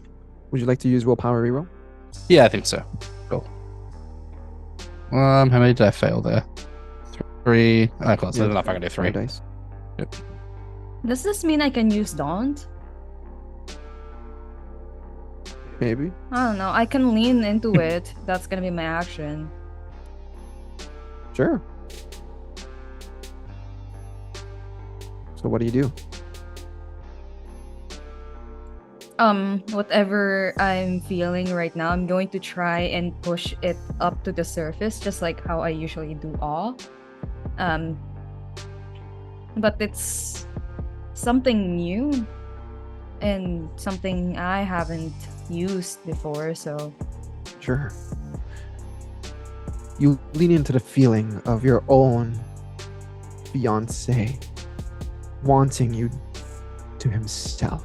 It angers you. It makes you feel like you're just another object that he wants to own, that he will own, and you're never gonna accept that. This is the reason why you ran away in the first place. To him, you're just an object.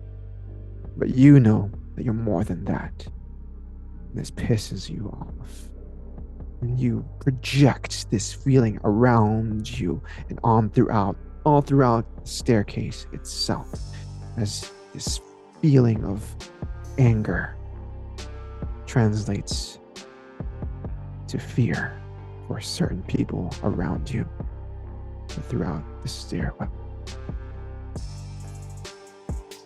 can I push it like further by pushing it through the whole building itself? As this is your first time, you cannot, but I need you to make a roll here for Daunt. Charisma and intimidation, I believe. Plus your presence dice, and on top of that, +3.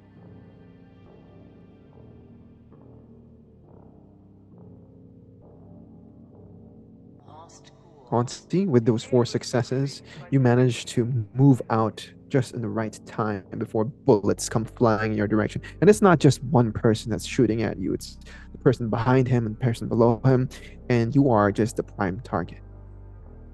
Just as you think you're about to get hit by all these bullets whizzing past you, you feel time sort of do something strange, as if these bullets were flying slower than they should be. And as they reach and past you, you would realize that they're not actually moving. They're just levitating in the air. All that acceleration, that velocity that was there, not present. You maybe shoot a glance upwards and you can see Cadmus, his arm outstretched, his hands kind of hovering in the air. He has stopped all these bullets from flying towards you. With those 5 successes, Munchies, I imagine you walk to the edge of the railings, and you look down at them and you project this fear, this anger towards them. You can see in their eyes a terrifying thought that this woman can kill them at any time. These people are not who they thought you guys were. You're not just some random thin bloods. Who are you? Is probably a thought that rolls to an individual's mind before Auntie makes an attack. Go ahead and roll your strength and brawl.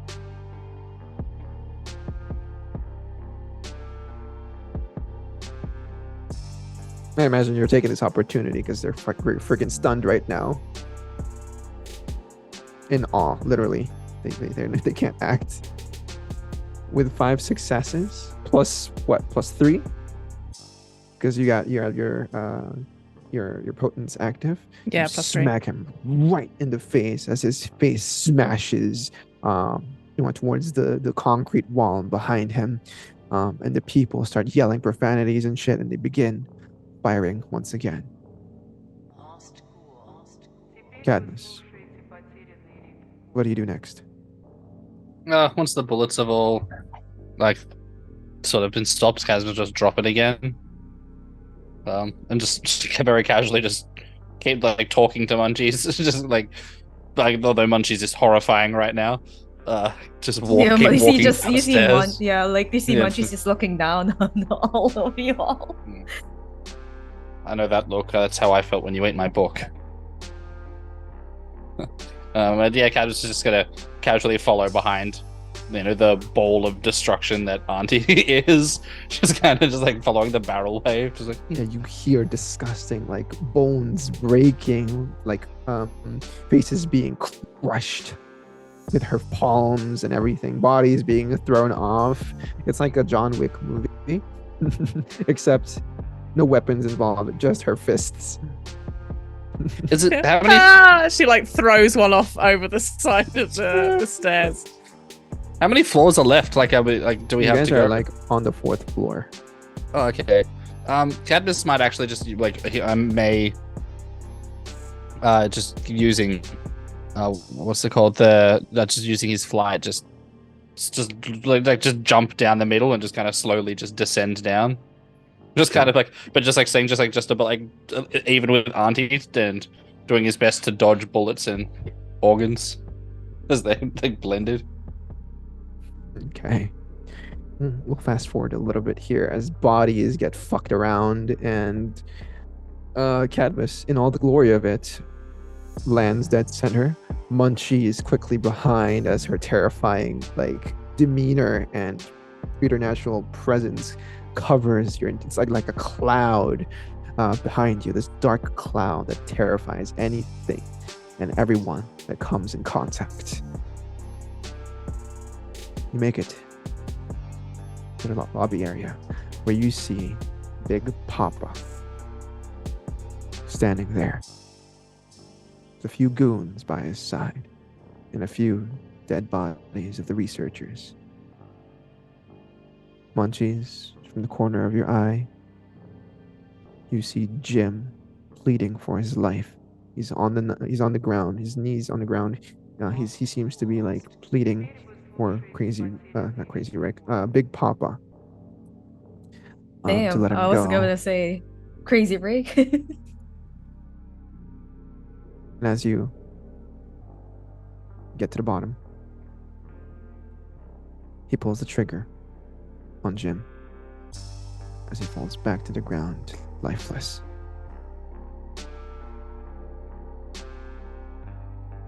Cadmus, from the corner of your eye, you would see Bartlett, your mentor, your father figure for some time,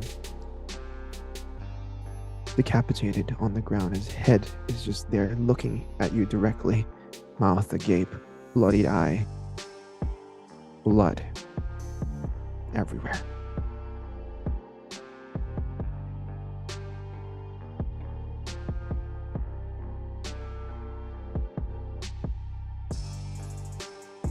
Just looking down at the head, like, as was like stare at it, but also not surprised. Like, as soon as he knew that Bartlett was taken by Big Papa, like he's like, they're gonna die. Like, there's literally nothing we can do to save them. Like, they're already gone.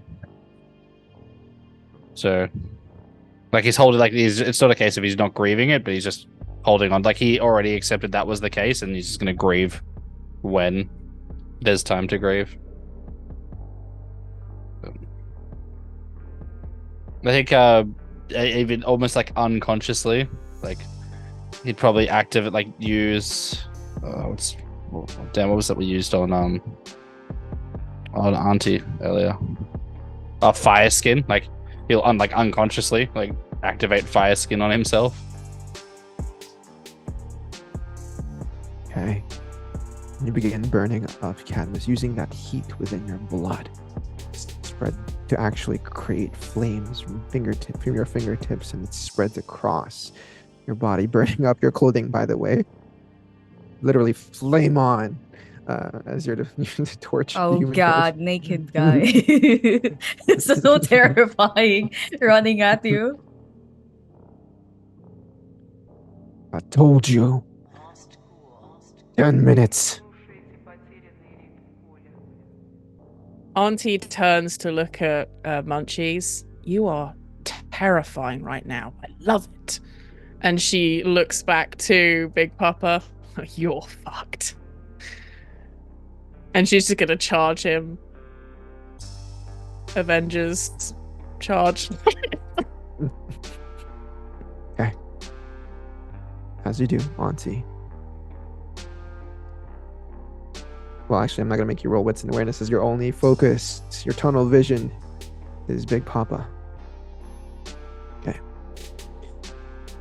As you do this, you run.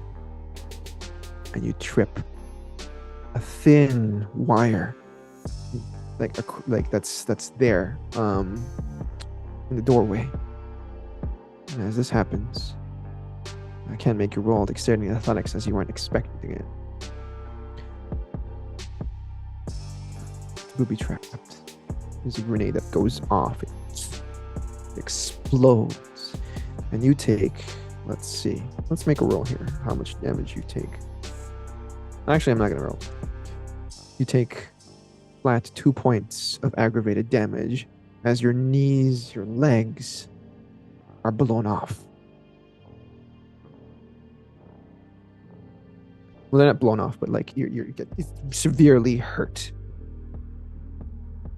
He laughs in your direction as he says, "This could have been so much easier. You fuckers. Why'd you have to take the fucking book?"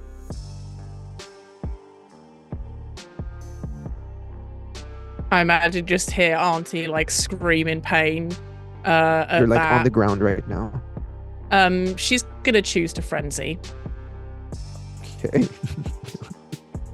All the chunks of your skin and your legs are blown off. Yeah, I'm just gonna anger frenzy. Sure. Munchies and Cadmus, what do you guys do? Well, actually, Cadmus already took his turn to burn up. Munchies, what do you do? I'll dial that unknown number. Okay. As you do. Well, both of you, from the explosion, I imagine you guys would have ducked or something reactively, but as you dial that number, it picks up, and you hear that familiar static once again. "Oh, my dear Ava. Why'd you have to do this? Why'd you have to run away? Just come back.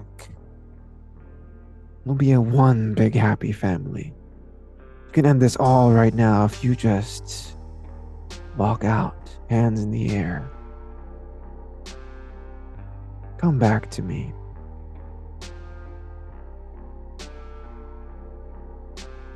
Sure. Why is it all staticky, by the way? Are you in a different area? I don't know. You tell me. Actually, maybe our friend here will be able to answer that better.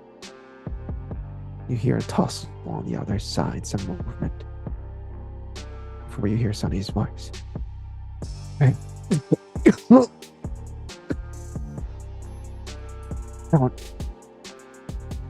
Don't come. You're just gonna kill me anyway. No. Just run away as fast as you. And he gets smacked in the face.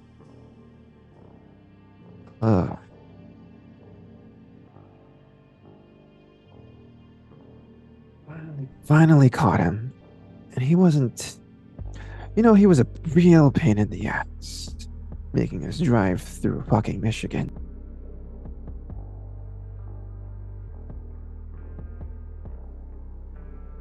Give me 10 minutes, I'll be out.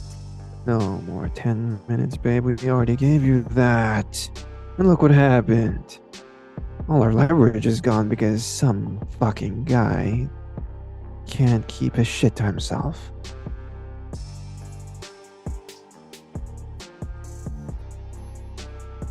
Fine, I'll be out.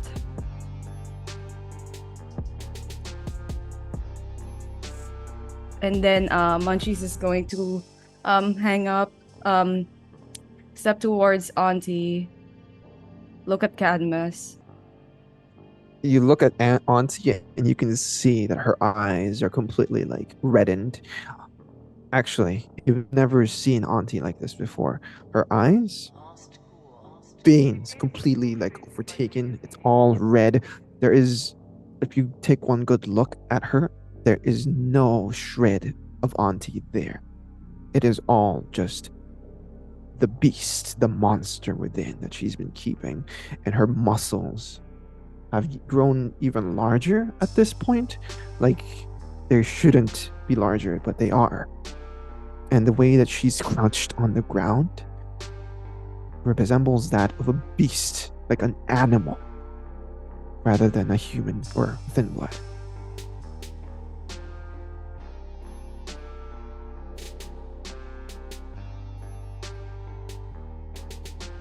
Well, Auntie. Cadmus? Yes. I'm heading out. Okay, do you, like, are we all going, or? I think Auntie's gonna be busy, unless you want to mess. I mean, I'm happy to come to Auntie. Cadmus will like look at Auntie and be like, I don't think Auntie needs company. Please don't leave me with Auntie like this as well.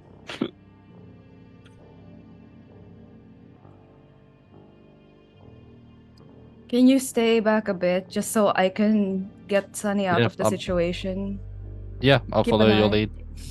I'll just I know if they go to try and shoot or anything, I'll just see if I can catch it in time. Okay, I trust you.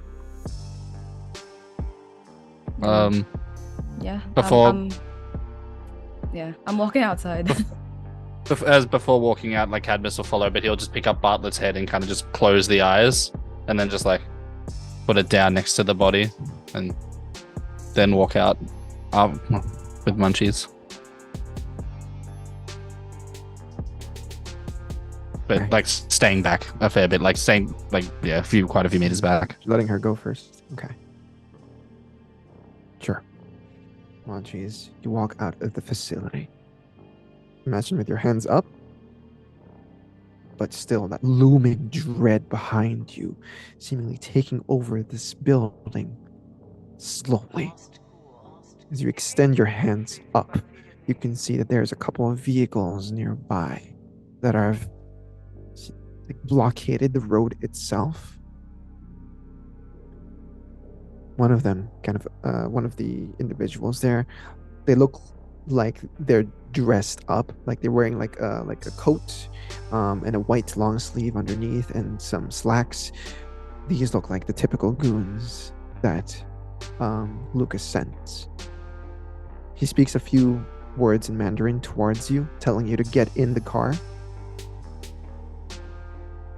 Do you? Yeah. Just to check if Sunny is in there. If you look around, you don't see Sunny anywhere. These all look like they're for battle, like they're expected some sort of resistance here, but there is no sign of Sunny or Lucas anywhere.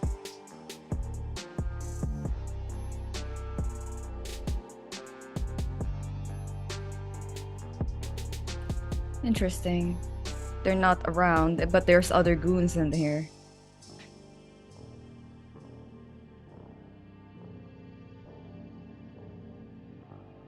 Yeah, I'm not going in there.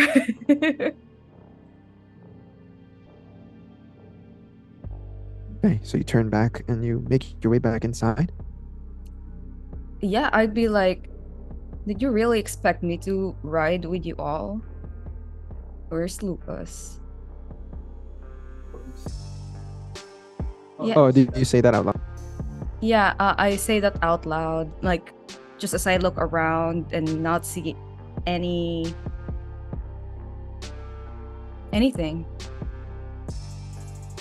The individual tells you in Mandarin, the boss is not here. He's asked us to pick you up.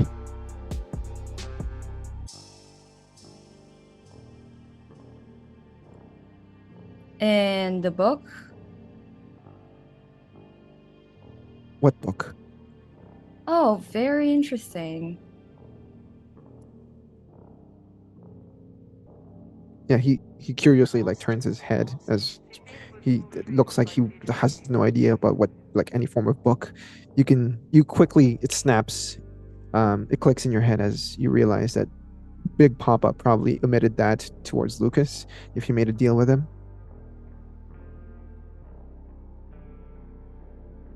Munchies will turn towards Cadmus, shake her head, and just get into the car.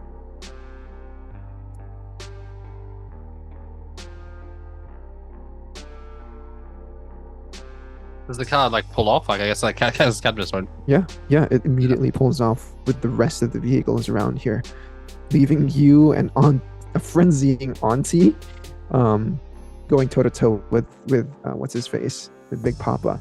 Auntie, since you're riding the wave, just roll a strength and brawl here as you do get out with this dude. Strength and brawl, +3. You have actually no, it's +4 because you have the beast active right now. There's a reason for this, don't worry. 7 successes plus you have your I'm gonna your buttons. willpower just because I really wanna. I feel like the beast is like an anger frenzy at Big Papa, so the beast would go like all out and do as much damage as possible. Okay. 9, 9 successes. Plus 12 3. with potence. Yeah. 12. Oh my god. So you don't outright kill him, but it takes a few turns. As this is happening, this is when Munchie is outside talking to the people, but imagine a fight scene like in a movie between two heavy hitters just duking it out, punching each other, smashing each other on the ground, tossing each other, throwing each other at the wall, and like all the debris and shit are being used. You crash through a few walls here and there. You punch him again. Blood is everywhere. You bite off his neck. He chokes you and smashes you to the ground, and it's almost like two wild animals trying to kill each other. Who's the hunter and who's the prey? But clearly, after a few moments, if Cadmus is watching, do you watch at all? Absolutely. Yeah, if you're watching, it's clear. It's a clear winner. Who is overpowering who here? And it's Auntie P. But something strange is happening to her this entire time, Cadmus. You see that as every blow she takes, every blow she makes, every kick that she kicks, her muscles protrude even more. At some point, her shirt rips, and you can see her spine kind of disgustingly stick out. Her bones, her ribs are also kind of strangely poking out of her skin as well. Her hair, her beautiful red locks begin falling off. Cadmus, there's something off about the way she's frenzying.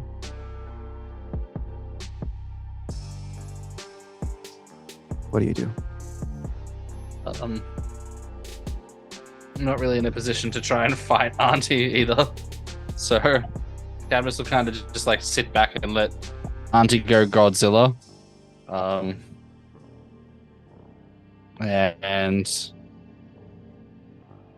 I guess he'll just sit and start flicking through in his mind, like what if there's an alchemy, like something for alchemy that he can use here to help him Intelligence with Auntie. and intelligence and resolve. Cool.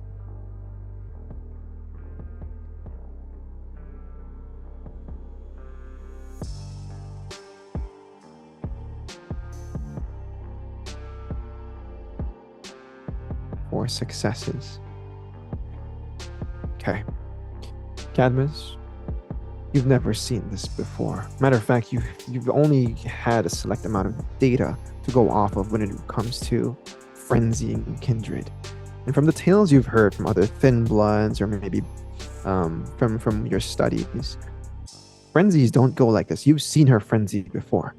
Lose control, give way to the beast, but this time it's like her body is not her body's anymore. Not hers anymore. It's almost as if the beast is literally taking control of her body, becoming the beast itself and no longer Auntie P. When it comes to the question is if there is a way to stop this, well, you can only take a guess here, but staking her would probably be the answer. Yeah. The one, like, what he'll be like, or Cadmus will be gearing up to do is try and what's it called?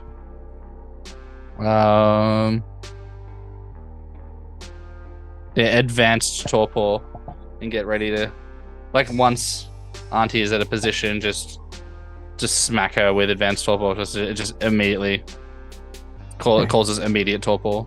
Let me ask Auntie first. How do you kill Big Papa? It doesn't, since you're the beast right now, what does the beast look like and what does it do? The beast would, I think, end up like God, where she's has him on the ground and is kind of like ripping chunks out of him, and then I think the final blow would be she would just grab his head with one of her like giant clawed hands as she's like knelt on his body and rip his head off, and then like as a because it's the beast, kind of roars in triumph at the sky as she like crushes his head in her hand. She lifts up that head and crushes it in a show of glory. Cadmus, now is the time. As her back is turned towards you, you see this prime opportunity. Yeah. Cadmus will just I guess he'll drop the flames around himself and just shoot out. Just reach out and try and just kind of like extinguish Auntie's consciousness, just smother it. What does it look like? I guess like vision wise, like visibly nothing. There's no real difference. Like all the fire will just drop off, but it'll just be Cadmus, just like kind of again like similar to what he did previously with the bullets. Just reach out and then just kind of like clench his fist and just sort of trying to like just smother consciousness. Okay. But also like not in a violent way. Like he's not trying to hurt Auntie. He's just trying to be like, this needs to stop. Okay. Now, as this happens, it's almost like with a snap of a finger or a clap of your palms. All of that beast, that rage, that violence is gone. You fall to the ground, Auntie P. Cadmus, you're left there alone. Munchies is gone. Auntie, whatever's left of her, is in torpor. Yeah.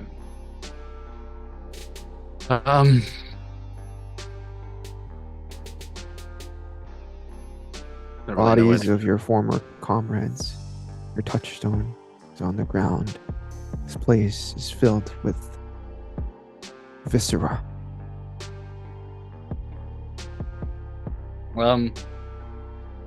Probably Cadmus will probably far reach lift Auntie because there's no way in hell he's going to be able to carry Auntie.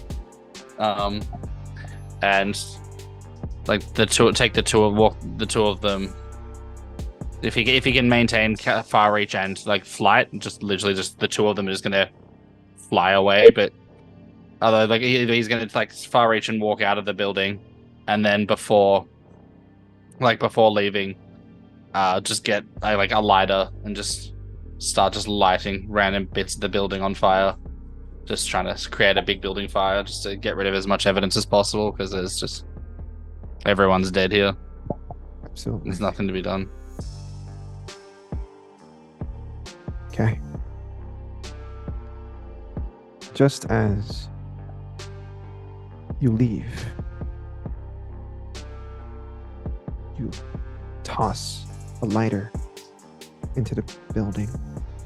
Flames begun licking up the walls, spreading. You lift Auntie up. You begin levitating with her to make your escape. Perhaps you're too distracted. Perhaps there's too many things on your mind. Perhaps they're way too hidden. When you feel this harpoon, seemingly just this sharp object, impale you right from the back, and you are pulled down to the ground as you hear that mechanism reeling behind you, and you see this metal like just poking out of your chest, and you're pulled quickly back. You release Auntie P, and you see, if you turn your head just a little bit before you fall into torpor, the face of a thin blood, you know. He's a well-dressed African-American gentleman, very stoic, pinstriped blue suit. He looks at you with a grin as he says, "An interesting affair. I guess you were right, Mavs," he says before Mavs pops in behind him, all slicked back, with a slick back hair, and he says, "This is why I didn't trust Sonia." The camera cuts away to Ava Cheng as you arrive at a particular hotel, Diamond Yama. You are taken up to one of the upper floor suites, and you can see, as doors kind of open, you would see Lucas and his minions seemingly just all around, huddled, relaxing, drinking to themselves, as they look like they've been gambling. There's like cigarettes everywhere. There's bottles of liquor. You can see that women are like shuffling around as if they're trying to make their way out of here. And right in the center of this suite is a tied up Sunny. Bruised, bloodied, bones broken, gagged. Lucas, this very, very handsome businessman, stands up in his very well-fitted suit. His short black hair is parted off to the side very cleanly, and he looks at you as he says, "You've come back to me, my love."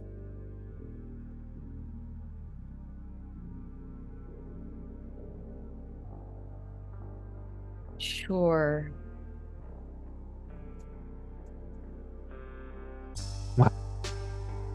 That you're here. I was thinking maybe we could talk about the wedding arrangements. I prepared everything for us. It's only the ceremony that's left. Our flight leaves tomorrow morning, he says with a big smile on his face.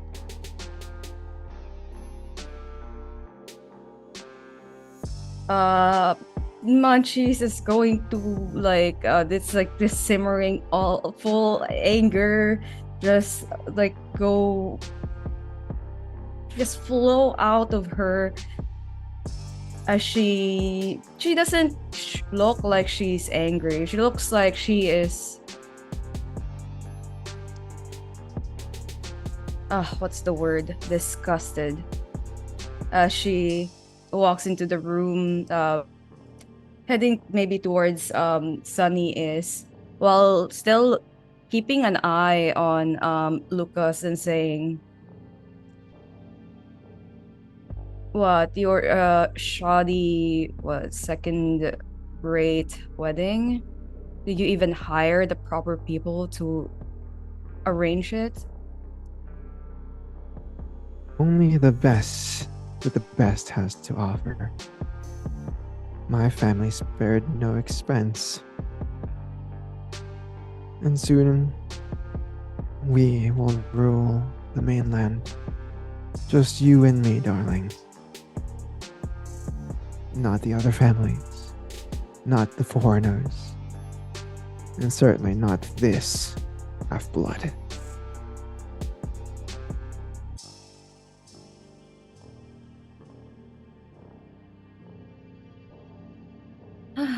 Can't I bring some friends along at least?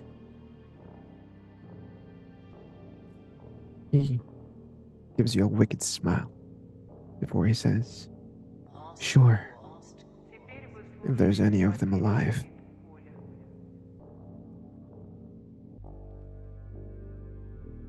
Oh my god, I'm just gonna charge this guy because I want to punch him really bad.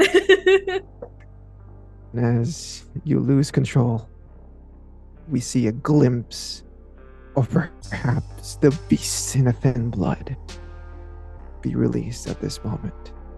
As your skin begins reddening, your muscles tighten, your nerves pop, and your eyes become bloodshot red. The camera then cuts to black, and we hear screaming and blood and viscera being spread and displayed all across. Then there is nothing but silence at the end, except for the little sounds that vampire makes when they feed. And that is where we'll end tonight's session and tonight in the Chronicle. Thank you guys so much for watching, sticking with us throughout all of these episodes. We really appreciate it. You know, there's been a few twists and turns here and there, but we really truly thank you all for watching. Let's go around the table once again to send us all off. My name is Lou, and I've been the storyteller this evening. A very, very tired storyteller. My name is Joel, and I am playing Cadmus, who just got under what's like Captain Ahabbed and just threw with a harpoon. I'm Haley, and I've been Auntie, who is now at least the most muscly thin blood. We can say that. It's She-Hulk. And I am Rina, and I've been playing as Munchies, also known as Ava Chang. You can kiss my ass. That's all I can say. That's all I can say. Valid. Yeah, thank you so much for joining us for this Chronicle. It's been a great show, and yeah, keep an eye on this space for more projects in the future. But yeah, thank you guys very much for our cast, who are all very amazing as well. Yeah. That was great, y'all. That was wow. That was a sesh. Didn't expect you guys to drink the elixir, all three of you, but here we are. Gotta go out with the bang, man. Gotta go out with the bang. Well, we'll see you again next time. But again, this has been Magnum Opus. Bye. Peace. Bye. Got a moose. Gotta move. Gotta move. Gotta move.